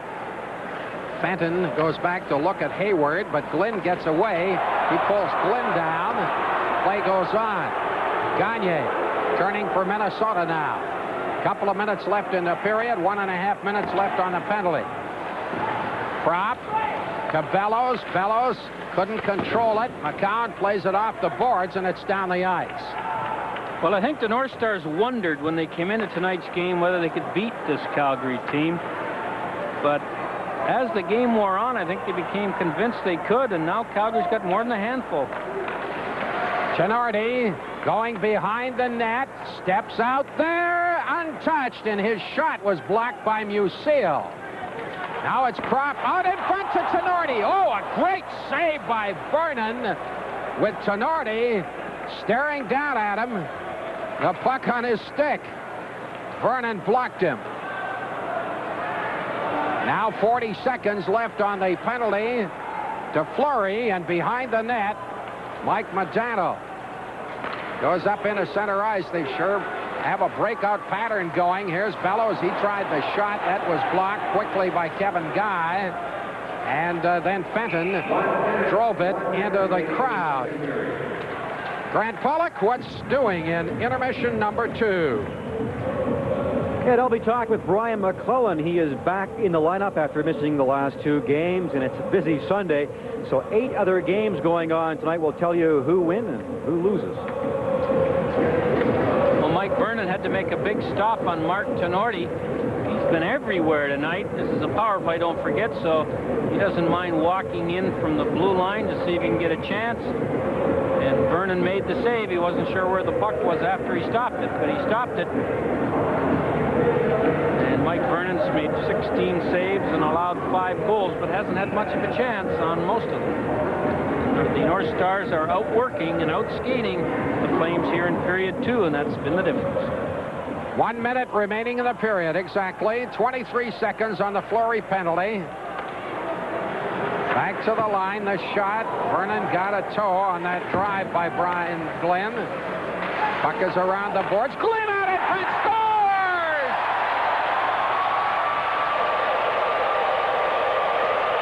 Well, the point man, Brian Glenn on the power play, came off the point.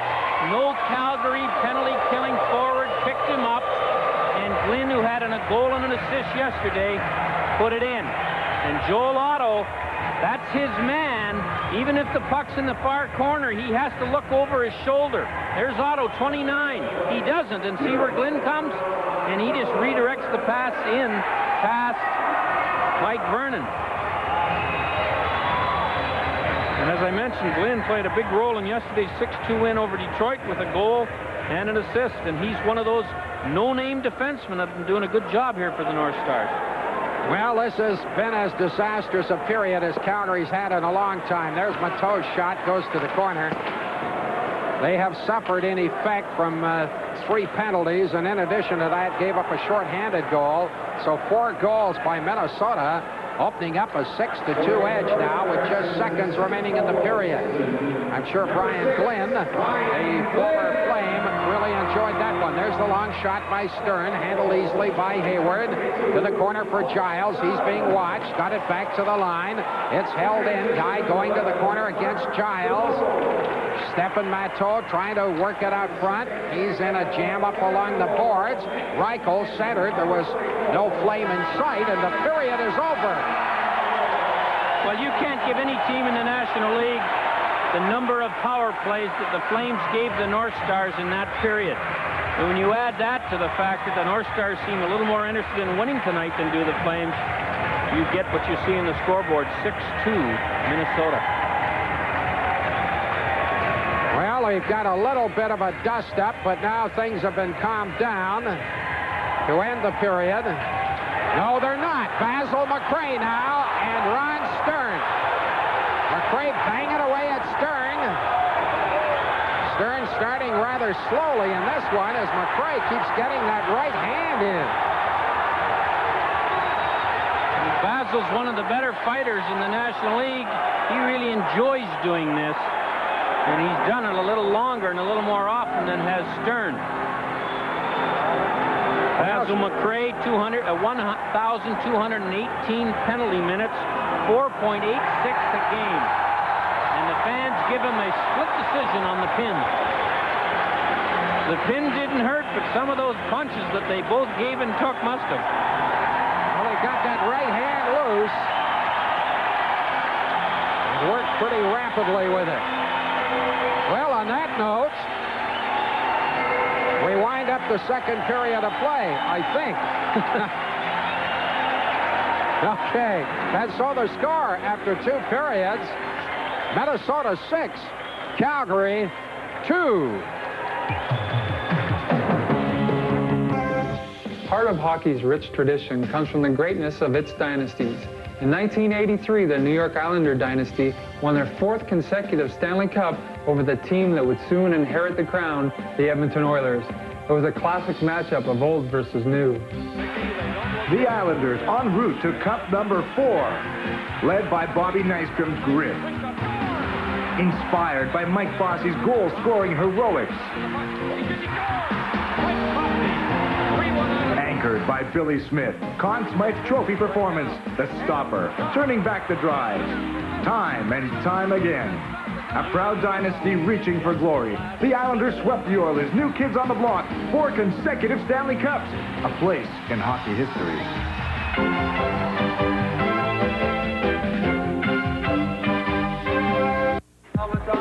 Give the Flames a tough time. They'll try again Tuesday at 7:30 on 2 and 7. Our tripleheader week continues on Thursday when the Islanders come to town. It's 2 more games this week on 2 and 7. Well, this season the Flames have taken a lot of pride in the defensive game in the second period. Not so tonight. They've allowed 4 goals in that second period tonight, and they trail 6-2. And the Flames have not allowed a power play goal before tonight in the last 4 games. In tonight's game, they have allowed 3 power play goals again. 6-2 the score after 2. Let's go around the NHL right now. 8 other games going on. The important game for the Flames is in Montreal. And tonight's out-of-town scoreboard is brought to you by Canadian Western Natural Gas, the best flame in town for heating, cooking, and barbecuing. As mentioned, the LA Kings now 2 points up on the Flames.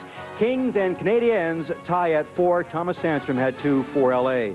At Northland's Coliseum, Nick Kyprios has just scored the go-ahead goal for the Capitals as they lead the Oilers 4-3 in the third.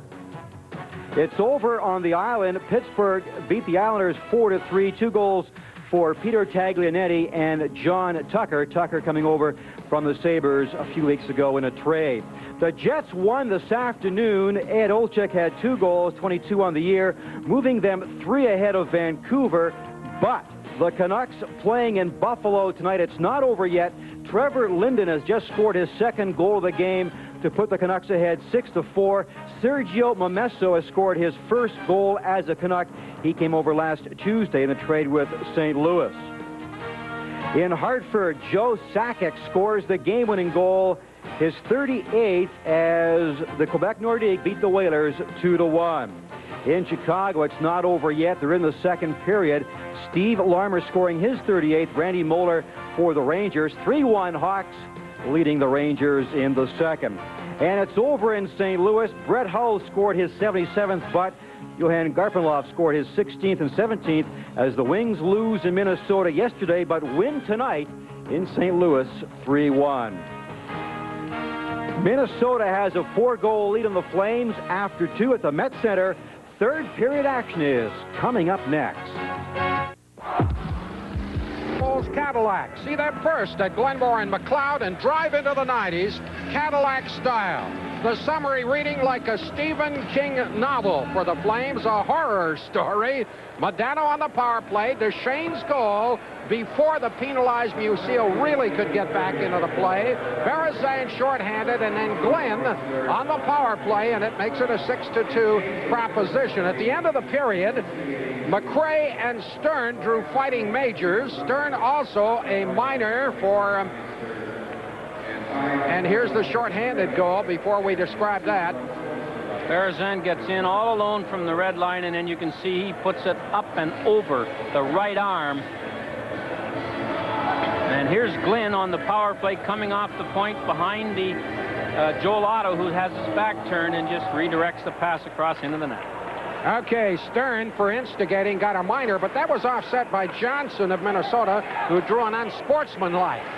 Now Makarov, who's been pretty silent, gets it back to McCowan, the shot, and it hit Hayward. It came through a lot of folks in front of that net, but it hit the goaltender. Calgary trying to start it off aggressively, down by 4 goals. Across the goal mouth, Reichel is clearing it out in front. Fenton was dumped, and there's going to be a penalty. I believe it's Giles who's going to be tagged. Kurt Giles dumps Paul Fenton in front of the North Star net and gets called for hooking. If the Flames have any intention of trying to get back in this game, they have to score in this power play. There's the play right there. As you can see, Giles hooked him right off his feet. Well, as Harry Neal says, they've got to score here. Down 6-2. But if course, Bob Gainey and his North Star coaching crew really preach the religion of defense. So coming back from 4 goals against this club, not that easy. It's kicked out into the center ice area. Bureau chasing it there. He's stopped by Suter, who was all over him. Back comes Neuendijk. Neuendijk working his way into center now. He's got Fleury on the right side. He's challenged at the blue line, and the puck was taken away. Tenorti turns in the corner. It's off the boards and on down the ice. In the last 18 games, the North Stars have killed penalties at the rate of 90.4%. That blind pass was knocked down by Bureau, and he belts at the length of the ice. 1:18 left on the penalty now to Giles of Minnesota. Calgary down by 4 goals. Badly in need of something to click here. McClellan feeding it through. The shot by Reichel. Rebound. Put it across out in front. They score. McClellan. Oh, McClellan went to the net after Robert Reichel had 1 shot. Then he had a rebound, and he threw it at the net. McClellan, who made the initial pass to Reichel, kept going right through the middle. McClellan makes the pass. In 27, he goes to the net. Mark Tenorti doesn't look over his shoulder and tries to block the pass instead of just taking McClellan, and McClellan walks in there and pumps it into the empty net. And the Calgary Flames get a much-needed goal early here in the 3rd period to make it 6-3. Brian McClellan, obviously inspired by Grant Pollock's interview, scores to pull the Flames 1 goal closer. They're still down by 3, but hope springs eternal. It's early in the 3rd period. Berezan, he scored shorthanded. He couldn't get through at the blue line. Back for it goes Giles. Played it off the boards. It's knocked right back in, but it hit one of the Flames coming out of the zone, so it's offside. That was Reichel who stopped the puck. Well, Robert Reichel has an excellent shot, and although Hayward made the save on his shot, he couldn't handle it. Came back out to Reichel. He threw it in front. McClellan put it in.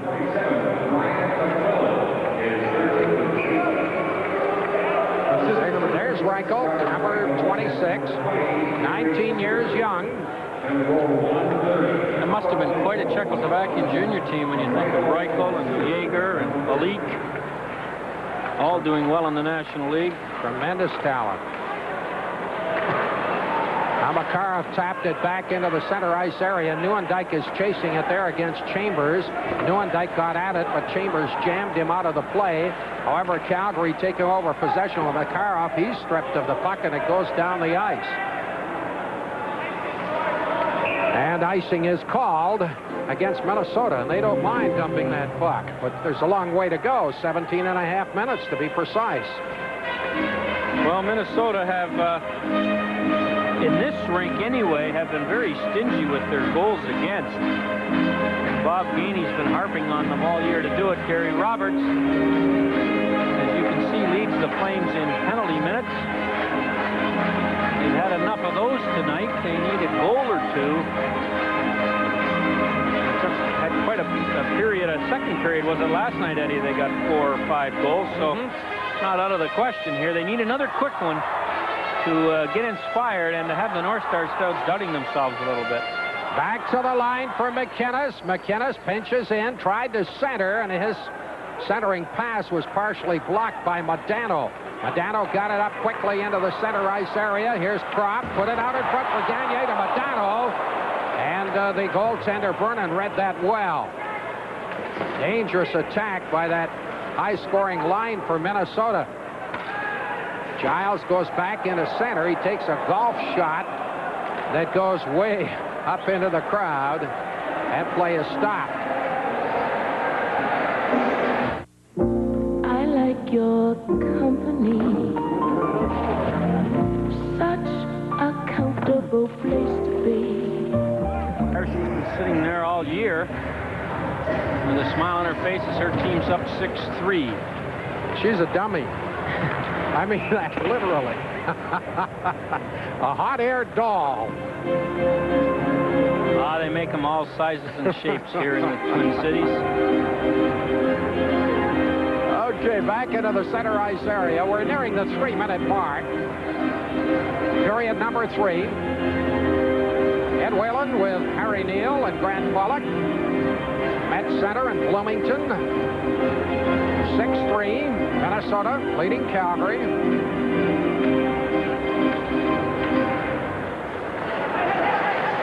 Puck is taken by Dahlquist, who dropped it to Tenorti, his defense partner, and then gets the return pass. Up very quickly for Bureau, one-man back. Bureau, the drop pass. He got the blind pass behind the back and just missed Gavin. It was a close call. Long lead pass. Bureau is sent sprawling. Fleury is knocked down. Fleury may be hurt behind the play. Play is stopped. Fleury and Gaetan Duchesne collided, and the fastest man in the Flames tonight is Bearcat Murray as he races out to see how Theron Fleury's feeling. Number 10 for the North Stars, Duchesne and Fleury collided on the way behind the net. Here it is right here. Fleury takes a shot at him. Oh, and there's exactly what happened. Gaetan Duchesne heard him coming and gave him a left elbow right in the chops. Here's another angle of it. Oh, there's the penalty that the fans thought should have been called. Bureau dove too enthusiastically, and there's the elbow. Kind of like a clothesline in football right under the mask of Theron Fleury. The Canucks are once again 1 point behind the Jets. The Canucks win, and the Jets win. So it's 1 point in that fight for fourth in the Smythe Head. Now Buffalo in huge trouble in front of their hometown fans, losing to, of all people, with the kind of promise that Sabres had to Vancouver. Now what's going on here? There's a penalty involved here. I don't know who's going to get it. The referee went over to the penalty box and made a report, and the North Star players swarmed around him complaining. Stuart Gavin, one of the alternate captains, is now getting a description. The penalty box door on the North Star side is open, but we have no idea who Mr. Trottier is sentencing.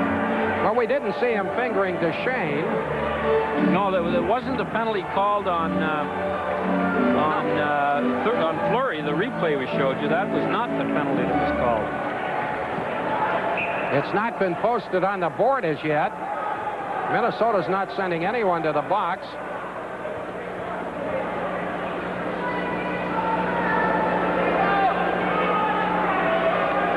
And there seems to be a failure here to communicate because there's still 5 North Stars on the ice. The penalty box door remains open. Looks like it's going to be Bureau. He lost the flip. He's going to go. But I can't tell you what the penalty's for. 2 minutes for delay of game. Boy, I don't... unless they just wouldn't go in on the face-off circle. I didn't see it, Ed. I don't know what happened. I don't know either. Got me, but it's Bureau serving a delay of game penalty. Mike Modano is going in. Bureau started over, but came back to the bench. So the Flames get a little bit of a bonus chance here to get back in the game with another power play opportunity. 16:32 to go, 6-3 North Stars. McClellan capitalized on the last opportunity. Now Calgary with another chance, but there's a chase up the ice, and Jim Johnson goes back. Rattles it off the boards. And McGinnis will start. Calgary desperately in need another goal. Up the boards, the pass got away from the intended recipient. Wilson down the ice, and the Flames are called for icing. Your Molson hockey telecast. Wouldn't it be nice if you had everything you need right when you needed it? That's the thinking behind Note here, Gary gambles the baby's savings on a sure thing on Sons and Daughters at a special time immediately following tonight's Flames telecast on 2 and 7. 1:37 left on the penalty. The crowd trying to roar support for their beloved North Stars. McInnes has the puck. Puts it on the other side. Perry Berezan is out there. He scored a shorthanded goal tonight, his third shorthanded effort of the season. McGinnis losing control. Puck comes out to Duchesne, cuts in, shoots, and it was stopped, and there's going to be a cross-checking call here. Calgary losing the power play now. And Gary Suter headed to the penalty box. You're watching the Flames on 2-7. What happened to him here? His front end got realigned the wrong way, and this is, he finally just batted it down the ice, but there's Gaetan Duchesne 10, who's got a little bit of a breakaway and tries to bring it all the way across. Gary Suter cross-checks him and gets the penalty to take the power play away, but maybe saved a goal. Here's Gilmore, through to Fleury, the shot, and he just deflected it over top the net. Close call. Beautifully engineered by Gilmore. Vernon starts McInnes off in the corner. Lots of open ice now. Fleury in front of the fence, leaves it there for Gilmore. Nice move, the shot. Hayward falls, but knocked the puck down. Gilmore gets wrapped up behind the play. This is Gagne going in with prop. Gagne stops, tries to center. He's hit by Fleury. Musil turns now. Both clubs still with four skaters. Musil at center, the shot, and it deflects into the crowd. Well, of course, this is the time of the year that the scouts are taking their last look at players, especially here in the United States as the high school season's ending. And of course, they want to find out as much as they can, not only about their hockey talents, but what kind of a personality they got. And here in Minnesota, they ran a battery of tests on some of these prospects.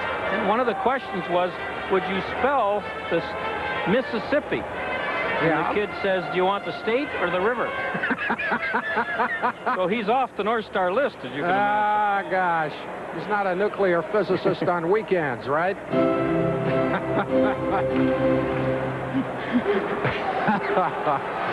Okay, Bureau bumps it into the Calgary zone. In 15 seconds, Minnesota will have the man advantage. To the corner, Gavin taken out of the play. Reichel starts back for Calgary. He's knocked flying. Pass comes to McCowan. Gets it over for Makarov. Makarov going behind the net, stops. Tried to feed the point. There was nobody home. And now Minnesota with a man advantage. Crowd is upset because Modano was dumped and nothing happened. Here's Reichel, one man back. Reichel over the line, trying to move in. And he was being harassed by Bellows, who played it very well. Only a forward was back, not even a defenseman. Makarov up ahead, over the line for Natras, trying to work his way out front, falls over the goaltender, and the puck is knocked loose. Great action here in the third period. Back comes Gagne to the corner for Bellows. It misses Gagne, who's hit with a hip check. Puck is back into the center ice area. 6-3 the score, Minnesota leading Calgary. And we have played nearly 7 minutes of the third period. Calgary looking to get back in it. Here's Neuendijk. Neuendijk moving his way around, gets it right out in front. They jam at it. The puck is loose. A great chance, but Bureau comes out with it. Now it's Kevin Guy. Calgary putting on the pressure has had 2 great scoring chances in the past 2 or 3 minutes of play, but can't put it away. Johnson off the boards, intercepted by Suter. Gets it on the other side. Here's Kevin Guy. Guy takes the long drive, goes to the corner. Fenton along the boards. Neuendijk trying to get it to Fenton. A stick goes flying. That belonged to Johnson. And it's back up into center. Good pressure here by Calgary. Guy to Suter. Up ahead to Roberts. Roberts trying to move in. Gilmore going in along the boards. And play is stopped because the net has come off the magnets. Well, on that last attempt by Calgary to score, of the 10 skaters on the ice, 8 of them were in the goal crease, along with Brian Hayward. So if you've ever wondered why they make the crease, they've made the crease bigger with that circular one. It certainly isn't to protect the goalies. They're getting mowed down in in spectacular fashion. It's to allow more players to get in the crease. And I think we might have had an NHL record on that last chance as everybody on the Calgary team. But before that, Rick Natras poured in off the left wing and tried to beat Hayward, but he was being harassed by number 6, Glynn, right here, and he kind of trips him. Hayward's playing the poke check, and Natras is in foreign territory. And then before he could get up, everybody took a run at trying to find the puck in the goal crease. Calgary with Fleury. He takes the shot. That was deflected. It's out of play. Calgary's come out gunning. They've outshot their opponent 6-2 in this portion of the third period. Well, they have certainly don't want to sit on a 6-3 deficit. They ought to be rushing 5 guys every time in hopes that they can get the North Stars back on their heels and maybe get a goal. And here's what this Darren Fleury's done. I mean, since the All-Star break, he's 4th in the National League scoring race with 23 goals, 16 assists, 39 points coming into tonight's game.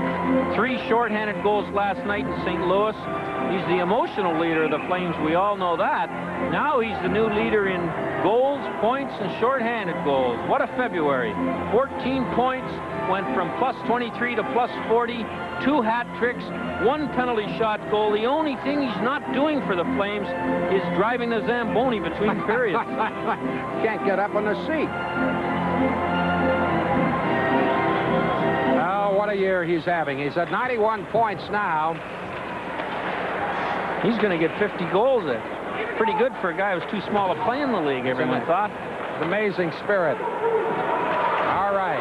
Doug Smale, the former Winnipeg Jet, coming in with Berezan. He gets it over to Tenorti. Tenorti going to the corner. He's being watched. He scores! Impossible angle. And it's in the net. Mike Vernon missed that badly. And this Tenorti, I can't get over this guy. He's rushing. He's blocking shots. He's hitting guys. He's playing about 35 minutes. And the North Stars, who do not have an offensively skilled defense crew, get their defensemen involved in every rush.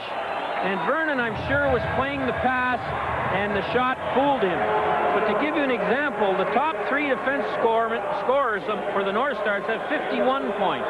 The top 3 defensemen in scoring for the Calgary Flames have 168 points, and yet all night tonight, we've seen the North Star defensemen in on the rush, jumping off the point. Tenorti scores, Glynn scores. And the non-offensive defense corps has made the offensive defense corps look pretty ordinary tonight. And Mike Vernon made an awful play on that one. And they're changing the goaltenders here. Vernon comes out and Walmsley goes in. This is unusual. I have seen Vernon suffer in some games before and stay in, primarily in a 10-8 job with Quebec. But Walmsley is coming in at 7:41. Well, maybe Doug Risberg is thinking to himself, I'm going to play Walmsley in the next game. It's Philadelphia, is it, Tuesday night? No, Winnipeg. Or Winnipeg, sorry, Tuesday night. And he didn't play last night, so here's a chance to give him 13 minutes of action that might make him feel a little bit better when he gets into action in Calgary. 7-3, Minnesota leading. Gilmore cutting in front, put it across. Oh, what a chance there for Fenton. And he was stopped, but there's a penalty, a cross-checking call. This coming up against Minnesota. Gets a 2-on-1 right here with Makarov, and how he missed it, I don't know. He thought he could get between the legs of the goaltender, but he couldn't, and he took a cross-check from Basil McRae. Look, he's got quite a shiner there, so there was one good punch landed, as we can see in that fight that took place right at the end of the second period. So Stern left his mark on the eye of Basil McRae. 7-3 Minnesota. Now McRae gone for 2 minutes. That occurring at the 8:03 mark. Minnesota, unbeaten at 10 at home, has looked ever so confident after the opening period. The team record is 11 in 1982, so they got a good chance of beating that one tonight, or tying it. Here's Sale. has control. Gets back to the line. McKenna's shot is deflected over top. Makarov along the boards. Comes to McClellan behind the net. McClellan scrapping for it there. He's really working. He's lost his stick. He kicks it out. Intended for Makarov. Makarov trying to hold it along the boards against Duchesne. Puck is fished free. Gilmore was sent flying. Comes back to the line for McInnes. Over to Musil. Musil fires to the other side. Makarov will chase it there. Try to center. And his pass went astray. Now with 1 minute and 5 seconds left on the penalty, Fleury on the ice. Flipped it up ahead to Reichel. Reichel going to the other side. The pass missed. And McInnes had to go back. Now Fleury turning. Long lead pass. Beautiful pass to just bounced off the stick of Joe Nieuwendyk. Goes along the boards. Fleury is after it there. There's a bit of a scrum. Knocked to the line, but not across. Behind the net now for Giles. Giles trying to clear. Comes up to the line. He starts off an attack, and then it's backhanded by Broughton down the ice. Here's Reichel, left side. Over to Nieuwendyk. Couldn't handle the pass, and it's down the ice. Twice in this shift, Joe Nieuwendyk has fumbled a pass that was right on the tape. Once he would have been in the clear. And he doesn't very often make that kind of a mistake. He's usually got soft hands. Now it's Bureau. Bureau getting it back into center. 5 seconds left on the penalty, and Minnesota's killed very well as Tenorti fires it off Fleury and down the ice. Minnesota back to full strength. Calgary going to the attack. It's Matteau. Matteau chasing it. He lost control of the puck. Up into the center ice area now very quickly. Here's McRae. Tried the shot. That was blocked by McCowan. McRae goes to the corner again. McCowan stopped him. And a loose puck in the center ice area. We're past the 10-minute mark. This is period number 3. Minnesota North Stars are leading the Calgary Flames 7-3. McRae turns around. Got it out in front. Loose puck. And it was knocked to the corner. Chambers holds it in. Tenorti trying to chop it through. Can't do so. Comes back to the line. The shot from there. And that's just blasted wide. Calgary now in desperation. And the puck is knocked down the ice. And there's something going on in front of the Calgary goal. Looks like Jamie McCowan and Basil McRae. Now it's Basil McRae and Stefan Matteau. They were fighting for territory there. When the puck went to the point, when it went out of the zone and they all started to leave, this started.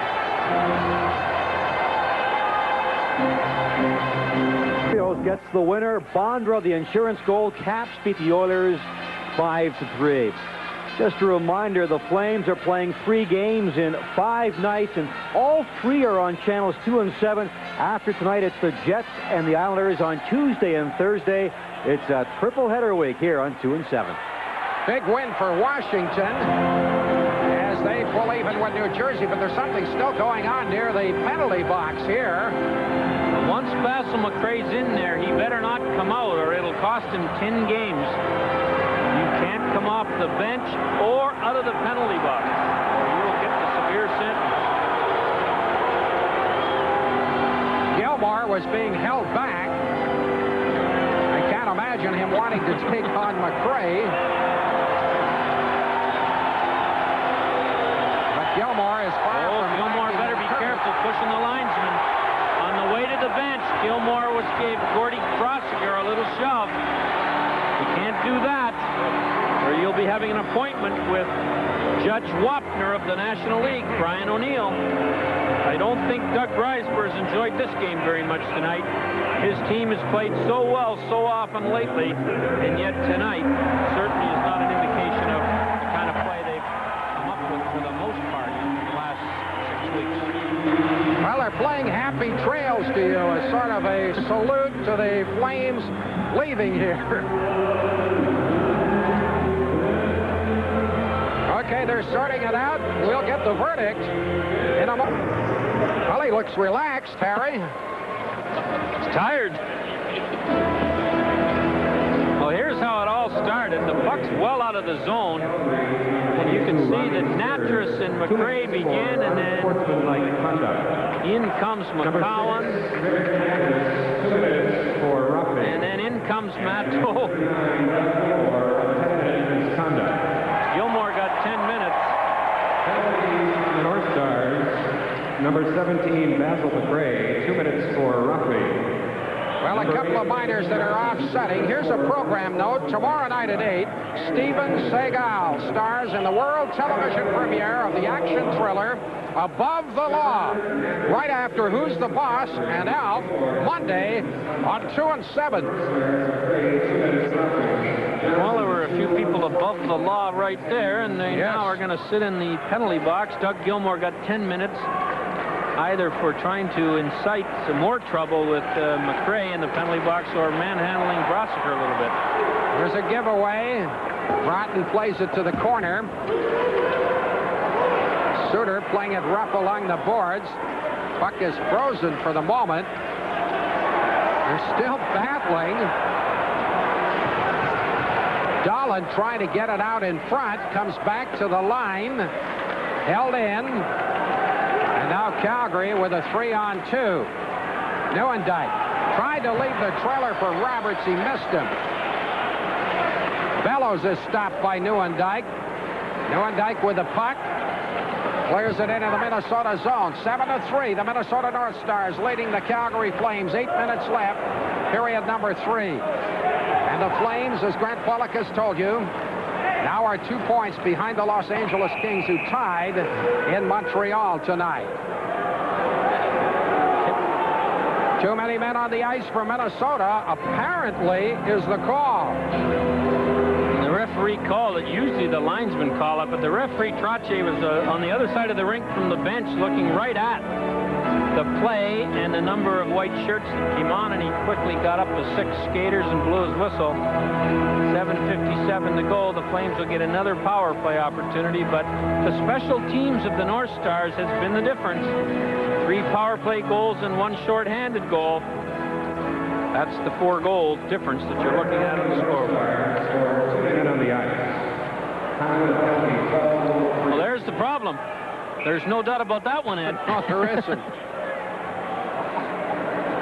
Now that's a power play. Unfortunately, it's illegal. By the way, I should remind you that beautiful story about the Townsend Tigers. I'd remind you that the Heart of the City Calgary Flames bandanas are selling at $3 each at Husky stations, supporting the Children's Miracle Network telethon on 2 and 7, with the funds from that telethon going directly to the Alberta Children's Hospital. An opportunity to support both the Flames and the kids. McClellan trying to finesse his way through, couldn't get through with the puck. And it's down the ice. 1 minute, 40 seconds left on the penalty. The bench minor being served by Modano. Long pass for Suter. Suter cutting in. Put it right out in front. The shot, and somehow it didn't get through. It was deflected. Reichel got it back to the line. Held in. McKenna's shot deflected at the side of the net. Reichel after the puck again. Back to Suter. Over to McKinnis. Suter with a puck. Suter dumping it out in front. That was knocked down easily. Loose puck in the slot area, and it's backhanded by Bureau down the ice. 1 minute left in the minor to Minnesota. 7-3. Minnesota leading Calgary. Wilson hustling for the puck. Otto also is there. And Minnesota comes out with it. Now quickly on the right side. That's Chambers, number 26. Couldn't get the puck through. And Doug Smale was parked right in front of the net. 30 seconds left on the penalty. Calgary having all sorts of problems tonight. Makarov. Put it to the wing. Held in by Wilson. Makarov goes to the corner. Makarov being challenged by Dahlquist. Puck comes out, and here's Duchesne up into center ice, going in with Berezan. Duchesne got the back pass there. Chambers back to Duchesne along the boards. That's Perry Berezan, rather. Now back to full strength. Modano's shot as he just came out of the penalty box and shot it high and wide. Gagne flips it towards the net, just wide. And Roberts in his own zone will start off for Calgary. Up ahead, Neuendijk. Neuendijk got it on the far side. That's Reichel. Roberts behind the net, rolled it across the goal mouth. Suter fished for it, got it to Roberts. Neuendijk is there. Neuendijk's back to the line. It's just deflected wide by Suter on the shot by Reichel. Just over 5 minutes remaining now in the third period. Minnesota tattooing the Flames by a 7-3 score thus far in this one, thanks to a 4-goal outburst in the second period. But we've got another tussle going in mid-ice. Well, Roberts got upset with the treatment Brian Propp was giving him and gave him a little massage with his stick, gloves, and elbow, and then Dave Gagne came running in. Now here it is. Here you can see Propp's got him hooked, and then shoves him out of the way, and Roberts has had enough. By now, as he's taking the stick out of his stomach and trying to get the mask off Propp without undoing the helmet.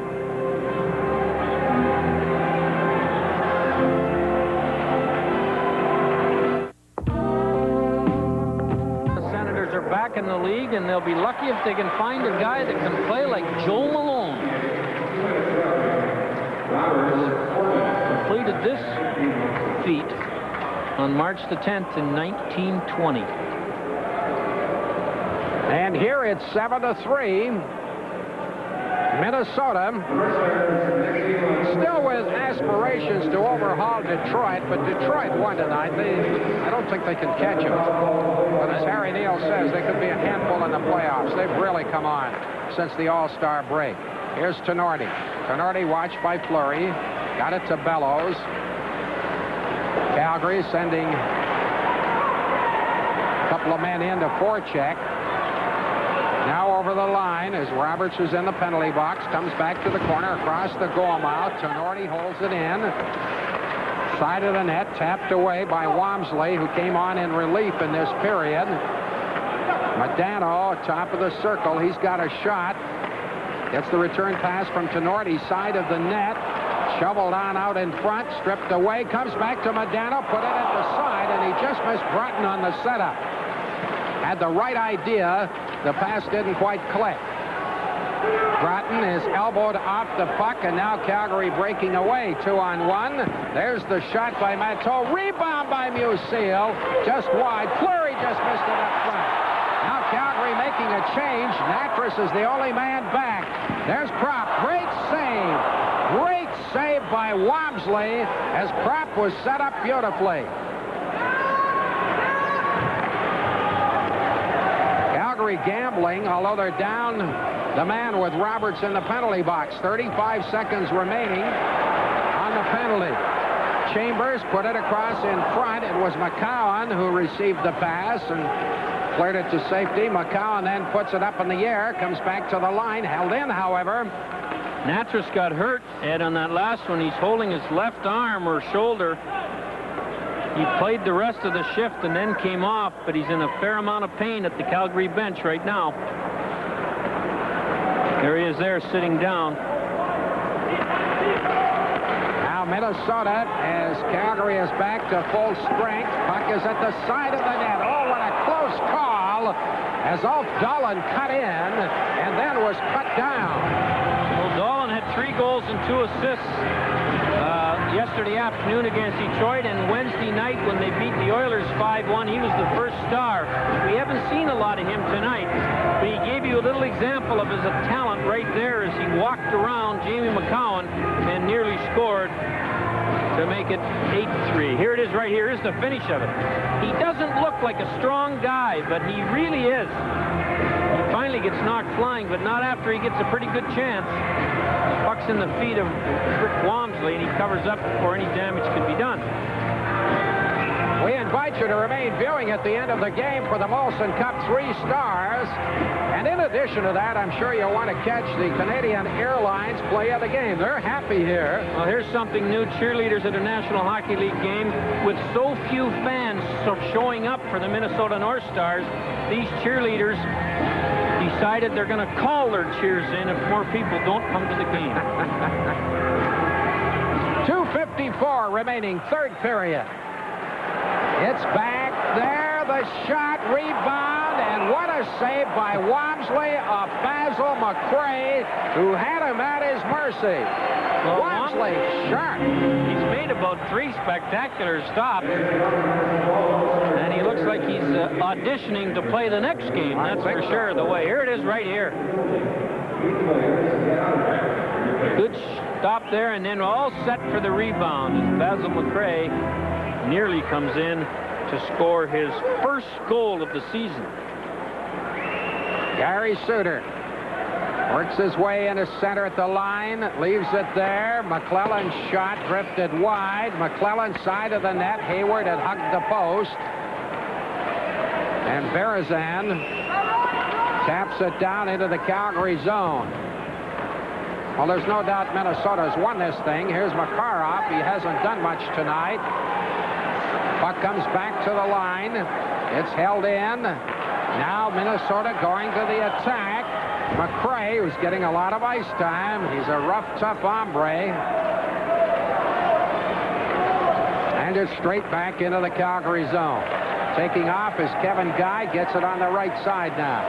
Makarov trying to set it up. Fenton shot. And he just drove that one wide. Mark Bureau getting a fair amount of ice time for Minnesota, and this is first start. Coming, of course, from Salt Lake City Golden Eagles, the Flames Farm Club in a trade. Musil steps around to check. Fed it to Otto. Otto couldn't hang on. Gary Wilson, who's come out on the ice, put the puck to the corner, and we have 1.5 minutes remaining in the third period now. Minnesota up by 4. Stu Gavin. Musil stops him. Gaetan Duchesne gets it back to Gavin. Gavin behind the net, battling for possession against Wilson. Duchesne looking strong. He's a fire plug, 5'11", a couple of 100 pounds. Built squat and hefty. Back with the final minute of play. McClellan cutting to the right side. Reichel taps it behind the net. Chambers plays it to the corner. Duchesne against Reichel. It's kicked loose, and it's taken by Bureau. Bureau up into the center ice area for Chambers. The long shot kicked out of there. And Calgary returning to the attack with just seconds remaining. Along the boards, the pass coming out to McClellan. McClellan turning behind the net, got it out in front. Suter with a great chance, but he missed the net. 24 seconds left. Suter takes the shot from the tough angle, but it had really nothing on it. Well, you know, you hate to say that anything good can come out of a 7-3 shellacking, but when so many of the players for the Flames are having an inferior performance, any coach will tell you that it's far better for all of them to have a bad night the one night, lose the game and get on with it, than to have 2 or 3 of them play poorly each night. And tonight is anything but the kind of hockey that the Flames have played against the North Stars over the years, as you can see by that graphic, or have played since the All-Star break. But these kind of games happen every once in a while. They can't be explained, they can't be condoned, and they're unpleasant to watch. And maybe Risberg should have his players watch this game when they get home tomorrow, in case they've forgotten how poorly they've played. Well, Calgary's certainly been hot, but one of those nights. 8 seconds remaining. A jam up in the corner. Otto trying to get it out in front. Couldn't do so. And the game is over. Well, the Minnesota North Stars are now 2 games over 500 at home here. so they got off to a dreadful start, but you can see since January 16th what they've done here at the Met Center. It never ceases to amaze me with the kind of hockey they've played and that record, why so few people come to the games. But the poison that's in the fans' minds around here about the North Stars is pretty concentrated. Here's what the rest of the season looks like, or almost the rest of the season for these teams, or for Calgary and LA, who are going to battle down. And Ed, I don't think there's any question about the fact that those 3 games between the two teams will decide who gets first in the Smythe division. And so the final score, it's Minnesota 7, Calgary 3. In a moment, our Molson Cup 3-star selection. Tonight's Molson Cup 3 stars. 2 of the 3 are former Calgary Flames. The first star is a former Calgary Wrangler, Mark Tenorti, the defenseman for the Stars. He is the first star. He had a 3-point night. The second star, defenseman Brian Glynn, 1 goal and played a strong game on the blue line for the Stars. And the third star, Perry Berezan, hit 1 goal on a breakaway while shorthanded. So the Molson Cup overall standings for the Flames do not change. Theron Fleury with a 40-point lead over Joe Newendike and Doug Gilmore. That is unchanged after tonight's game. Once again, the final score, Flames lose to the Stars 7-3. Our Molson Fleury scores his 45th, ties it at 2 after 1. The second period really did the Flames in. Mike Modano, Gaetan Duchesne give the Stars a 4-2 lead.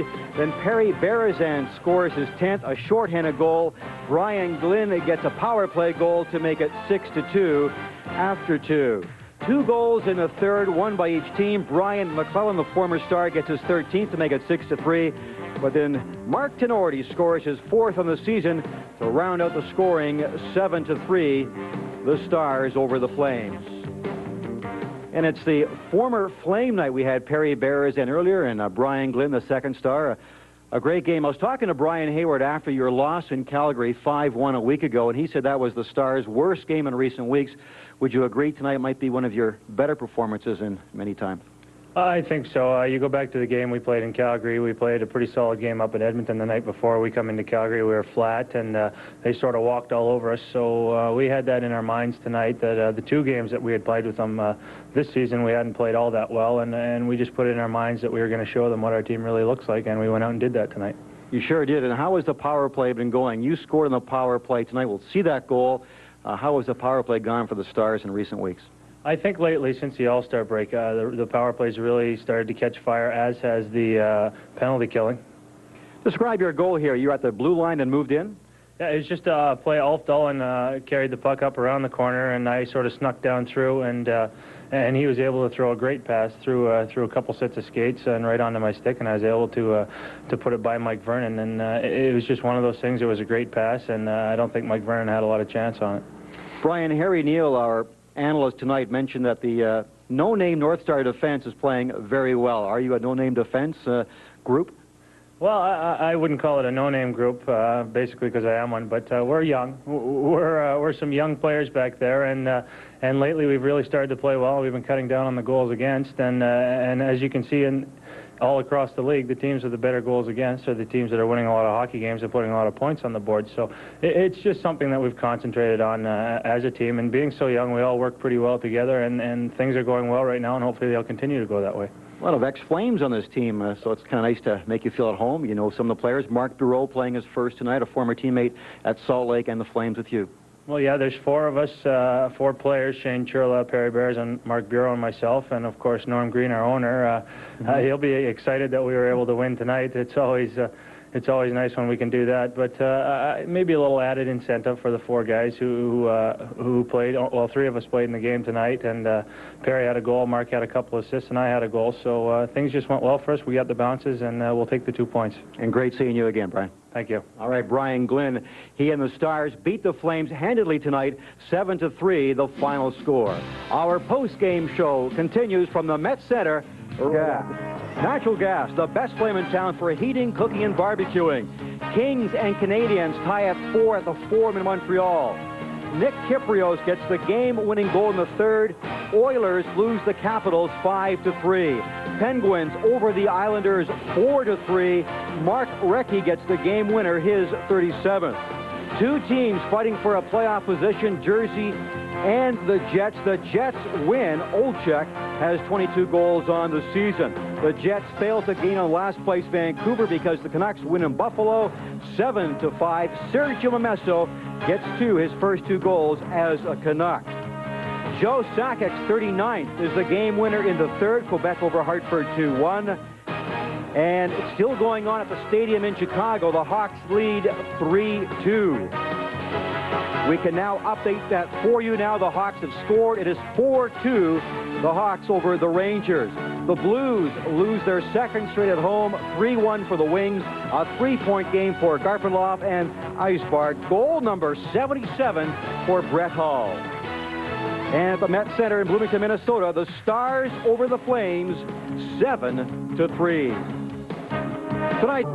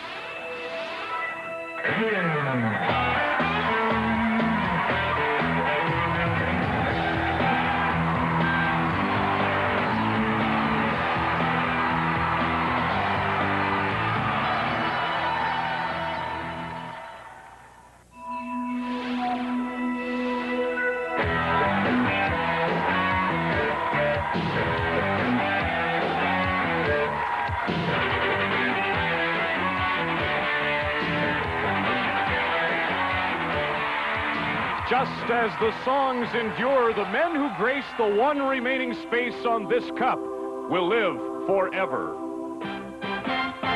Beginning this evening, the Montreal Canadiens take aim at a 23rd NHL championship. At New York, the Rangers set out to quench a title thirst which has lingered for 51 years.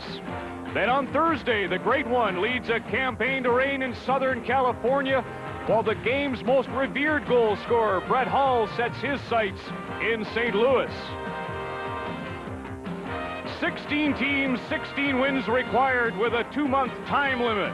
Tonight, the quest for the Stanley Cup as the tradition continues. Offense, and especially find a way to get at Grant Fuhr, and they hope reuniting the #1 line tonight will do it. That's the big story here. Obviously, it never pains in Southern California.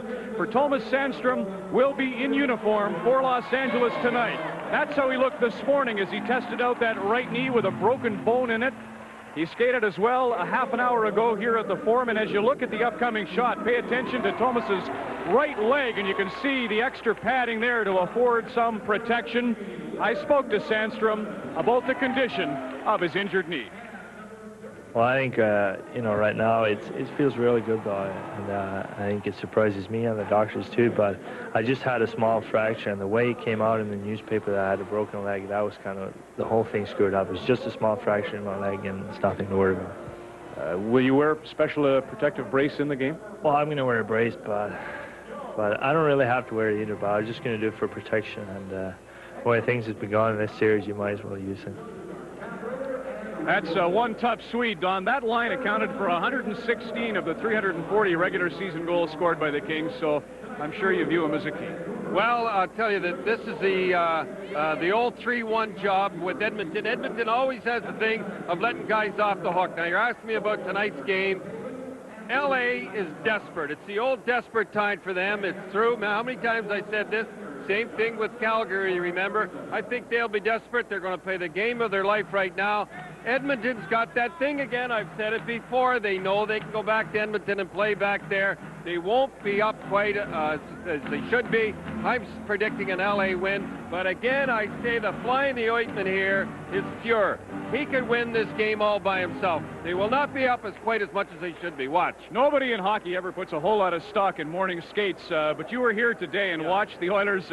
They sure look like they're ready, and the Los Angeles Kings skated for the first time in the playoffs on the day of a game. Yeah, well, they want to try something different. Maybe they thought they should have had. They were out here. I'm sure he had the meeting, said, boys, if we don't win this one, it's all over. But I'm going to tell you something. If you go by morning skate, I've never seen a better morning skate for Edmonton in my life. I mean, they were loose and goose and firing that puck. Their goalies, I don't know how they take it. Billy Ranford, I'll tell you something, folks, if you're ever get hurt, I'm telling you right now, Billy Ranford will be ready. And tell me this about the LA Kings, using Sandstrom. Have you ever had a situation where a player comes in and you have to spot him, or will they go with him? Well, they got to go with him. What's the sense of having him? I had Brad Park, and we took and froze his shoulder. Here they come now. We froze his shoulder. What the heck's getting it frozen? What's the heck's addressing him? Start him in the bloody game. Let him go. That's what he's there for. The Oilers are coming out now, as you see, here in Inglewood, and the Los Angeles Kings are about to do the same as we get set for Game 5 of the Smythe Final. For their pregame comments, let's go now to our announcers, Don Whitman and Harry Neal. Thanks, Ron. Hi, everybody. Thomas Sandstrom's return, Harry, undoubtedly will provide the Kings with a psychological boost, but he hopes to do more than that. Well, there's no doubt about the fact that the Kings have been inspired by the return of Sandstrom, especially Wayne Gretzky, who hasn't had any of those big nights so far in the playoffs. Whether he can play as often or as well as he did before this injury really makes me wonder. But the big boy's enthused about it, and if the Kings are going to avoid elimination, 99 has to have the best game he's had this playoffs.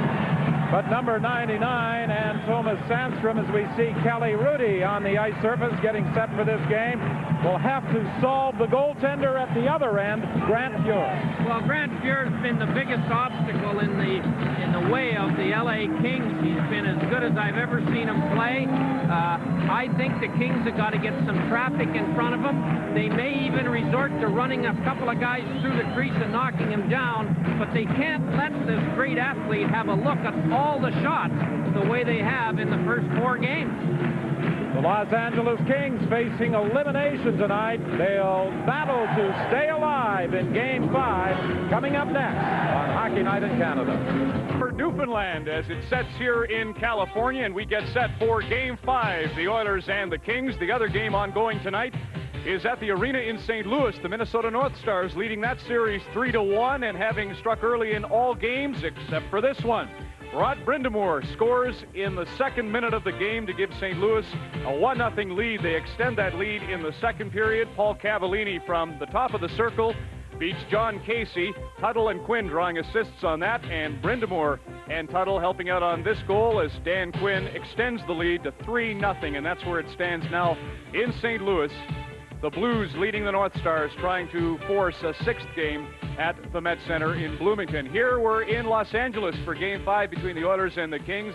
Talking about that morning skate, we had a chance to chat with John Muckler, and the thing he fears most is the thing he ought to, having been around Wayne Gretzky as long as he has. He says Wayne's due to have a big game. He's really been kept in check either through injury or because of Esa Tikkanen in this series. He hasn't scored a goal. Neither is Tony Granato, and their replacement Ilkka Sinisalo going on the line for Sandstrom hasn't scored. Now, of course, Thomas will be reunited with those two.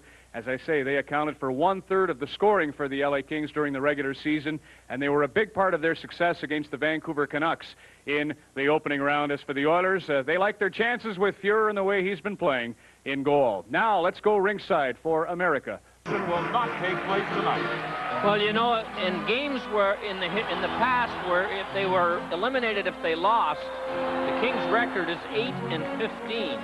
So they better play a little better than they played in the past, or there'll be history in about 3 hours. On the ice now, the key line in the playoffs for the Edmonton Oilers. That is the Semenoff-Jelena-Graves line. They have been the most productive with 12 points. McIntyre, Jones, and Donnelly are out there for Los Angeles. The Kings fail to get it out of their zone. Semenoff in the corner is checked. Looks around the boards and fired down the ice as Brad Jones opted to take the icing call to relieve the early pressure.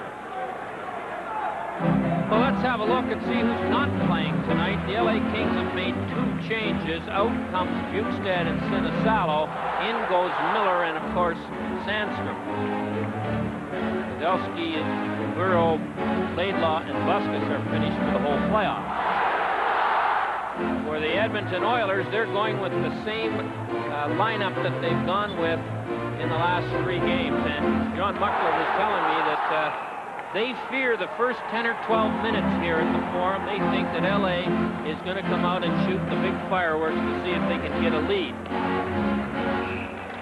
Messier with Simpson and Anderson. It's the Alec Robitaille-Taylor line. Martin Messier has struggled. As a matter of fact, some have been critical of his play through the first 4 games in this series. Well, I think that he's a little more hurt than anyone knows. We know he's got a bad thumb and a bad knee, and now the word is he's got a bit of a bad back. So as the playoffs wear along, I think you'll see Messier come to life. Simpson with a shot that is blocked. He gets it again. Another shot. That went past the net, and Messier tried to work out from the corner. He was checked. The puck is loose. Anderson looking out front for Muni. Knocked away from him. Simpson keeps it in the zone. Simpson for Anderson. He tried to deflect it over to Messier. It comes back to the line, and away go the Kings, led by Dave Taylor. Their first drive into Edmonton territory in the hockey game, but they don't have any success as the puck comes out to center ice. Taylor will try again. Slipping it through for Alec, and it's offside as Alec bumps in the corner. The fans reacting with Craig Muni out on the ice, and he and Alec were bumping in the corner. Of course, it was Craig Muni with those 2 hits on Sandstrom and Padelski that put them out in Game 2. Well, the LA Kings look to me like they have to score, by the looks of this stat, 4 goals a game if they're going to win, because look at their record when they score 3 or less. So a little more offense is what Tom Webster has ordered, and the fans are giving Thomas Sandstrom a standing ovation now for his quick return from what one time looked like a season-ending injury. Well, I think his return is a credit to the medical staff, but there is a rumor as well that on Bruce McNaugh's private jet, he made a rather quick trip to Lourdes the other day. You made a quick trip somewhere. First shot of the hockey game by Duchesne on Grant Fuhr. That steers to the corner. Klima trying to move out. Gets it ahead for Lamb. Back to Klima. Klima in across the line. Had difficulty controlling the puck. He was the overtime hero in Game 2, and it was offside. And back at the blue line, Thomas Sandstrom and Esa Tikkanen had an exchange of words.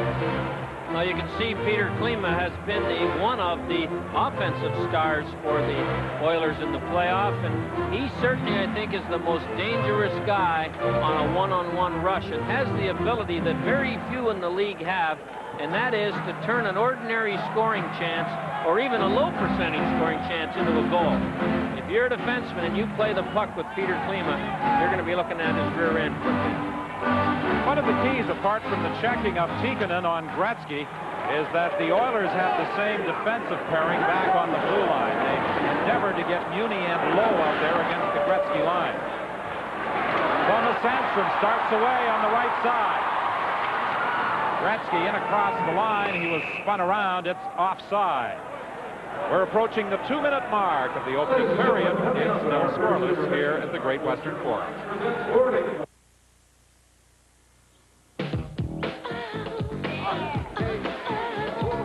Rock and roll is okay, but I prefer rap.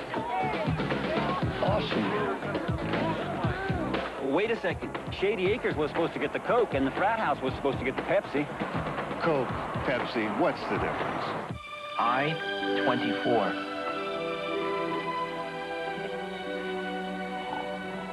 Pepsi, it's got what it takes. This is radical. Well, this year, the lone win for Edmonton here at the Great Western Forum, including regular season play, was in Game 2 of this Smythe Division Final. Yes. You know, I'm a little surprised that the Wayne Gretzky and the coaching staff and Gretzky's teammates haven't done a little more to try and make it tougher for Tikkanen to do the job he wants to do on Gretzky. Nobody's run at Tikkanen. Gretzky, if you notice, has not been able to take any of his patented right side rink rushes and then make that stop and turn player slide across the blue line. And you wonder how long they're just going to let it go and not try and do much about it. Muni chases it down. Muni takes a hit. The fans react. Sandstrom trying to force the play in the Edmonton zone. It's dumped down the ice. Back for it is Marty McSorley. He gives it to Tim Waters. Back to Thomas Sandstrom. Long shot. Corner where it's picked up by Lowe. Around the boards to Muni. Each time Craig Muni touches the puck and is bumped as he was there, the fans react. Craig McTavish dumps it into the corner. Semenoff after it, trying to get away from Benning. Benning moves it along the boards. McIver keeps it in. A long shot knocked down in front. McIver fanned on it as he tried to bang it at the point. Poked away by Blake, and Blake, as he came in across the line with a check, couldn't get a good shot away. 16:46 remaining in the opening period. Shot fired wide. Blake from the point lets it go. It doesn't get through. He gets it again. Centering attempt. Casper just failed to deflect it. Casper lost his helmet. Up in the center ice area, Benning intercepts. Rink-wide pass knocked down by Jelena, then knocked into the Edmonton zone. McIver takes a hit from McIntyre in the corner. Another big hit by Donnelly as he stepped into Semenoff. Huddy moves the puck ahead on the wing. Jelena leaves it there for Graves. Graves taken in against the boards. Duchesne bumps with Jelena. The puck is in their skates, and it's picked up by the Kings. The Kings have been very physical, Harry, in the early going. Well, they sure have. Cap Rader, the assistant coach, put together a film clip of the game the Kings won and how many takeouts they had in the first 10 minutes, and Game 4 and how few they had. Here's Donnelly dropping it off for McIntyre. He goes to the corner. He takes a good hit there. Brad Jones ran into Jelena. The puck loose behind the net. Came to the side of the goal and was picked up by Edmonton. Graves with a long shot wide of the net. Larry Robinson along the boards trying to move out. He's tied up by Anderson. Puck bounces off a body, picked up by Messier. Messier back to Smith. It went off the heel of his stick wide of the net. It's dumped out of the zone and down the ice with Bukaboom going back after it. This will be an icing call against Los Angeles. 15-12 is the time. Well, the fans here in L.A. haven't given up hope that their Kings going to prolong this series tonight with a win. And here are two hits, one by John McIntyre on McIver, and then on the same shift, not 15 seconds later, here's another McIntyre. We like that one so much we're going to show you. He's trying to get a seat for McIver on the Amtrak train out of here. Sorley trying to tie up Simpson in the corner. It's loose to Todd Allen. Dave Taylor slides it out to center ice. Robitaille racing after it, but Bukaboom got there first to dump it back into the Los Angeles zone. Sorley whips it around the boards. Messier tried to play it back to the point, but it came out to center ice. Anderson took that pass, but it was offside at the Los Angeles line. Well, the Oilers have a real opportunity tonight with the win to give themselves a 5 or a 6-day rest before they start the Campbell Conference Final. And the last 4 Stanley Cup winners, 3 of whom were the Oilers, got at least 5 days or more off between rounds 2 and rounds 3. And so when they played the Norris winner, Calgary and Edmonton, they were rested, some of their injuries healed, and don't forget, this team is trying to get over that rough series that went on before this one started. Benning moves the puck in. He's checked along the boards, trying to pry it loose. The Oilers knock it out of the zone. Renato stepped into Craig Muni, And it's going to result in a penalty with 14:33 left in the period. It's Muni. And perhaps that's why he gave him the elbow and jumped at him. You're not going to scare Muni. We know that for a fact. But Granato takes a penalty, and his team doesn't need to kill one off. The Edmonton power play, 2 for 25 on the road for a measly 8% in these playoffs, and 7 for 54 combined road and home. So their power play has not been a discourager of penalties on behalf of the Kings.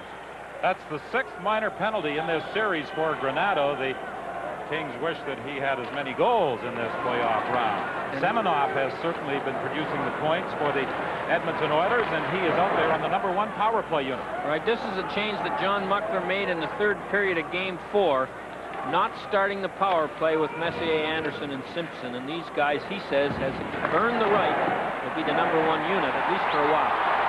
Donnelly racing after it. Tikkanen's after him, and Tikkanen knocks him off the puck, and then he's hooked. Referee Maroelli was right there. There was no penalty call.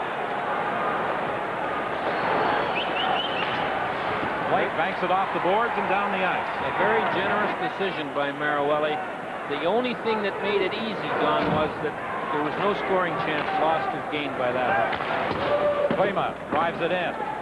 Murphy races into the corner trying to pick it up. Semenoff comes in there as well. Semenoff along the boards.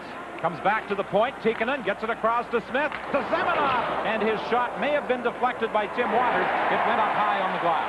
Well, a nice passing play to get the puck to a man who had a good chance to score, and Semenoff couldn't get the shot through. But those one-timers, any goalie will tell you, if they're on the net while you're moving across, they're tough to stop. 44 seconds remaining in the penalty to Granato. 13-14 left in this period. Messier has lost his stick. Gretzky flips it down the ice right on Grant Fuhr as he steers it to the corner. Tikkanen leads the way. Anderson shoots it in. Simpson racing in there. He's bumped by Blake. Larry Robinson tried to move it, but it was deflected and came back, fortunately for the Kings, out into the center ice area. Lead pass for Anderson. It's offside with 12:45 remaining in the period, 12 seconds in the penalty. And now with a Stanley Cup update, here's Ron. Thank you, Don. At the arena in St. Louis, St. Louis extends its lead over Minnesota in the 3rd period on the 3rd goal of the Stanley Cup playoffs for Dave Tomlinson from Dan Quinn and Steve Tuttle. What a night that line's having. Tomlinson scores. The Blues look to make it bound for Bloomington as they lead handsomely on home ice. Well, since being recalled, Paul McLean, who is the advanced scout for the St. Louis Blues and is covering this series, says Tomlinson has played well. Said they had so few players in Peoria that they had 3 lines and 4 defensemen played the whole year, and the improvement in some of the young players like Tomlinson was phenomenal. Messier gets the line, drops it back to Anderson as the penalty to Granato expires. Stolen in the corner by Messier. Messier looking to throw it out front. Can't do that. Gets it to Anderson. A return pass. Messier to Anderson. Quick shot, and Rooney got a piece of that one. Well, in this series, the line of Messier, Anderson, and Simpson have scored but 1 goal. That one by Messier. Granato's shot deflected up into the crowd with 12:10 remaining. Klima at center ice takes the pass. Gets it cross ice to Kevin Lowe. He dumps it into the corner. Klima racing in after it. He's bumped against the boards. Mark Lamb tried to come flying in there. He was checked. A rink-wide pass for Gretzky. Too far for him. Greg Muni got there first. Played it up along the boards for Klima. He couldn't get out. Now Muni dumps it ahead to Mark Lamb. He couldn't control it. Marty McSorley circles. Gives it to Gretzky. Gretzky over to Robitaille. Robitaille trying to move in. And he's checked by Kevin Lowe. Ahead to Craig McTavish. Tim Waters is after him. McTavish moves into the slot area. It's taken away from him by Dave Taylor. Taylor up along the boards. Alec couldn't get out. Now it does come out to center ice, and it's fired right back in by Bookaboo. Dave Brown in on McSorley quickly. You'll recall they had the bout with 15 seconds remaining in Game 4 in Edmonton. 10:34 left in this opening period. Dave Taylor takes a hit along the boards from Steve Smith. Murphy taken in against the boards by Alec. They both go down. Robitaille back to the line. McSorley winds up. His shot is deflected by McTavish. Waters, a centering attempt. It bounces in front of the net. Dave Taylor couldn't pick it up in his skates. Comes along the boards to Waters. Waters trying to keep it in, and finally it's moved out by Edmonton. Behind the play. Here's a pass now for Semenoff going in. He scores! Semenoff came off the bench on the change and walked in all alone, and what a move he made when he got in there. Boy, this guy can make the puck talk, and Kelly Rudy didn't know where the puck went when he got in, but here's the long pass right there to Semenoff, who came off behind everybody. Now watch this move. To his backhand and then shoveled it straight up in the air, and Kelly Rudy had no chance whatsoever. Well, Semenoff has feasted on the Los Angeles Kings this year. 6 regular season goals against Los Angeles. And Semenoff with his 3rd goal in this series. He also has 3 assists. He's the leading scorer for the Oilers. It's offside. So the Edmonton Oilers are first on the board. 9:48 remains in the opening period. Their second best forward in this series proves that he's one of the best when he gets alone on the goaltender.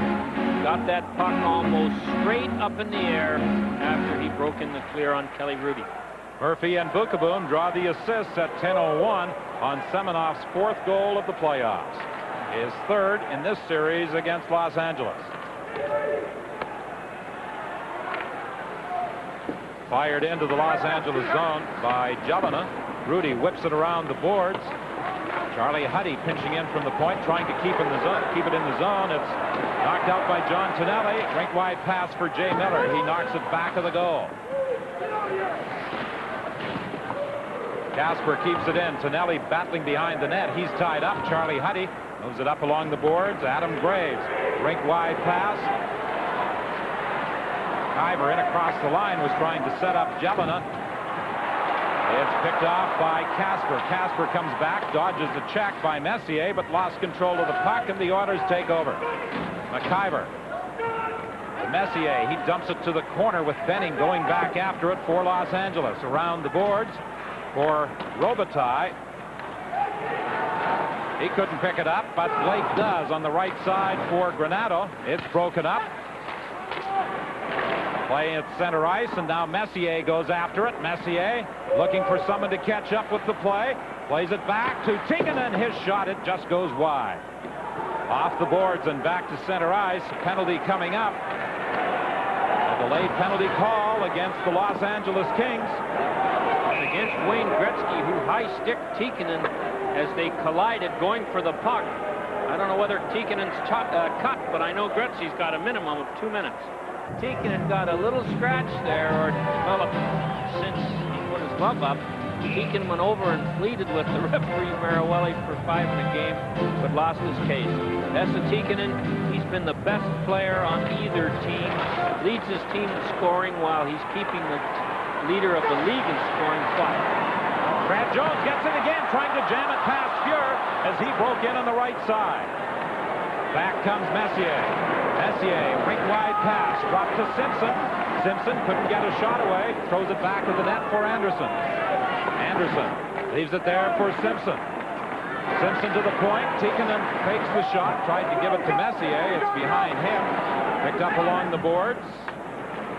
Robinson can't get out. It goes to the other side. Blake steps into Anderson. Back to the line to Tikkanen. Tikkanen gives it to Messier. Back to Tikkanen. At least he was attempting to get it to him, and McIntyre deflected it out of the zone. Messier comes back again. He's tied up behind the net. Out for Simpson, and that didn't get through. Anderson quickly flipped that puck out in front of the net for Simpson. Here's a race for a loose puck. Casper's got it. Casper going in. Score!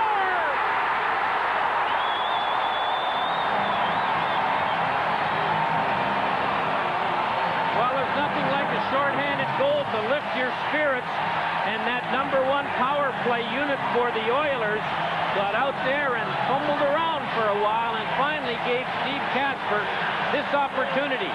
He outraces Esa Tikkanen, which surprised me.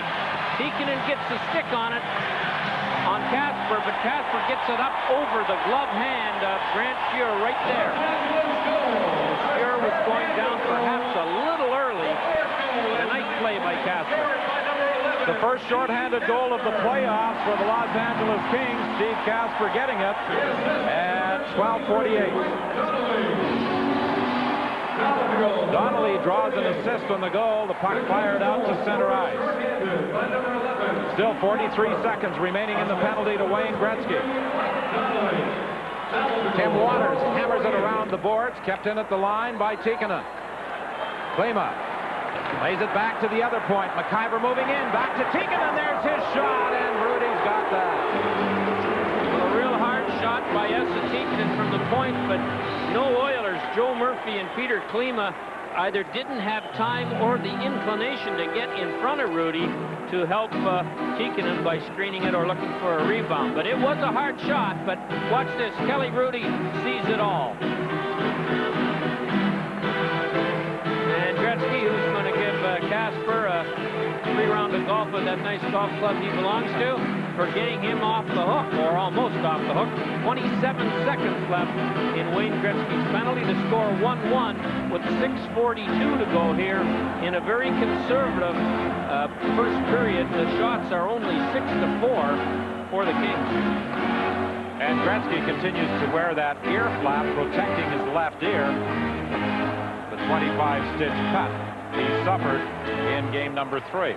I am sure today, with 2 more days of healing, Don, that he's not taking any medication to numb the ear, and perhaps we'll see Gretzky have a little more alert game tonight than he did in Edmonton in Game 4 when he played under a fair amount of discomfort, I'm sure. Well, he took a shot for the pain at 7:30 prior to Game 4, and then another between the second and third periods. Said it had a numbing effect. Here's Tikkanen's shot. It's blocked by Kasper. Would you say his ears are pierced now? That maybe Jerry could lend him an earring? I don't think he looked quite as good as Don Cherry with an earring dangling from that lobe. Picked up along the boards by Donnelly. He has Sandstrom with him. Backhand shot. Kicked to the corner by Fuhr. Gretzky is out of the penalty box. Sandstrom gets it. He's checked. Puck goes loose behind the Edmonton goal. 1-1 the score. 6:06 remaining in the period. Dumped out with Marty McSorley back after it. McSorley, a long shot off the glass. Sandstrom trying to pick it up as he bumps along the boards. Alec is out there as well. He couldn't do anything with it. And it's flipped out of the zone by Kevin Lowe. Larry Robinson starts back. He gets it over to Gretzky. Gretzky rink wide pass to Alec. Back to Robinson. Backhand shot. That's steered to the corner. Graves trying to move out of the corner. Alec quickly on him, but he flips the puck out of the zone. Dave Taylor dodges the check. Plays it in for Robitaille. A high shot off the glass. Low to the line, but not out. Duchesne with a shot right on the rebound. Poked away from Taylor by Craig Muni. At the line, Duchesne keeps it in. Across to Larry Robinson. Robinson dumps it back to the net. Alec is tied up there, and now the Oilers get possession. And Glenn Anderson brings it out of the zone. I still think the Kings need people in front of the net earlier than they had him on that last shift with 2 good point shots. Loose puck in front of the net. They score! Robitaille!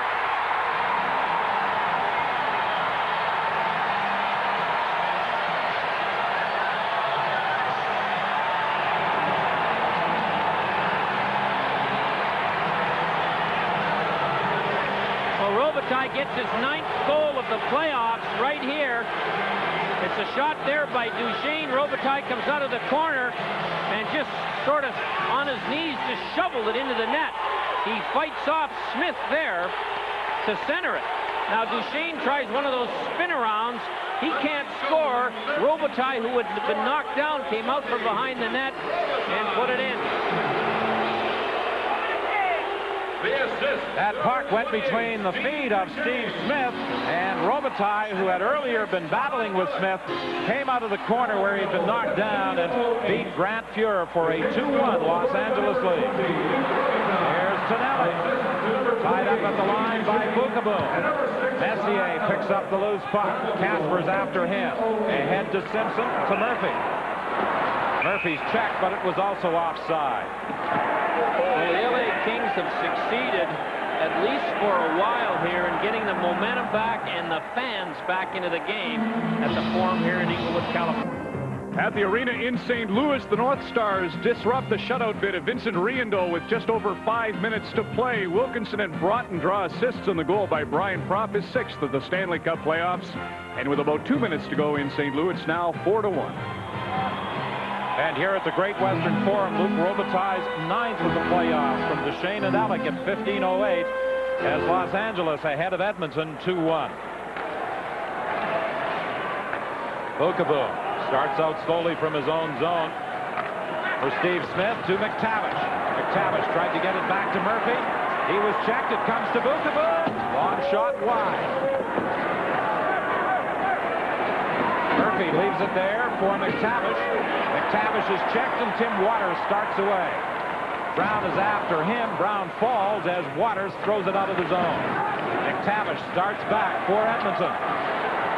McTavish working in with Murphy is checked.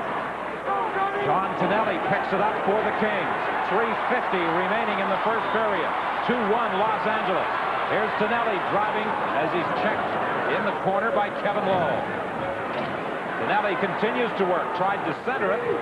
Knocked away by Charlie Huddy. He moves it up to Semenov. Semenov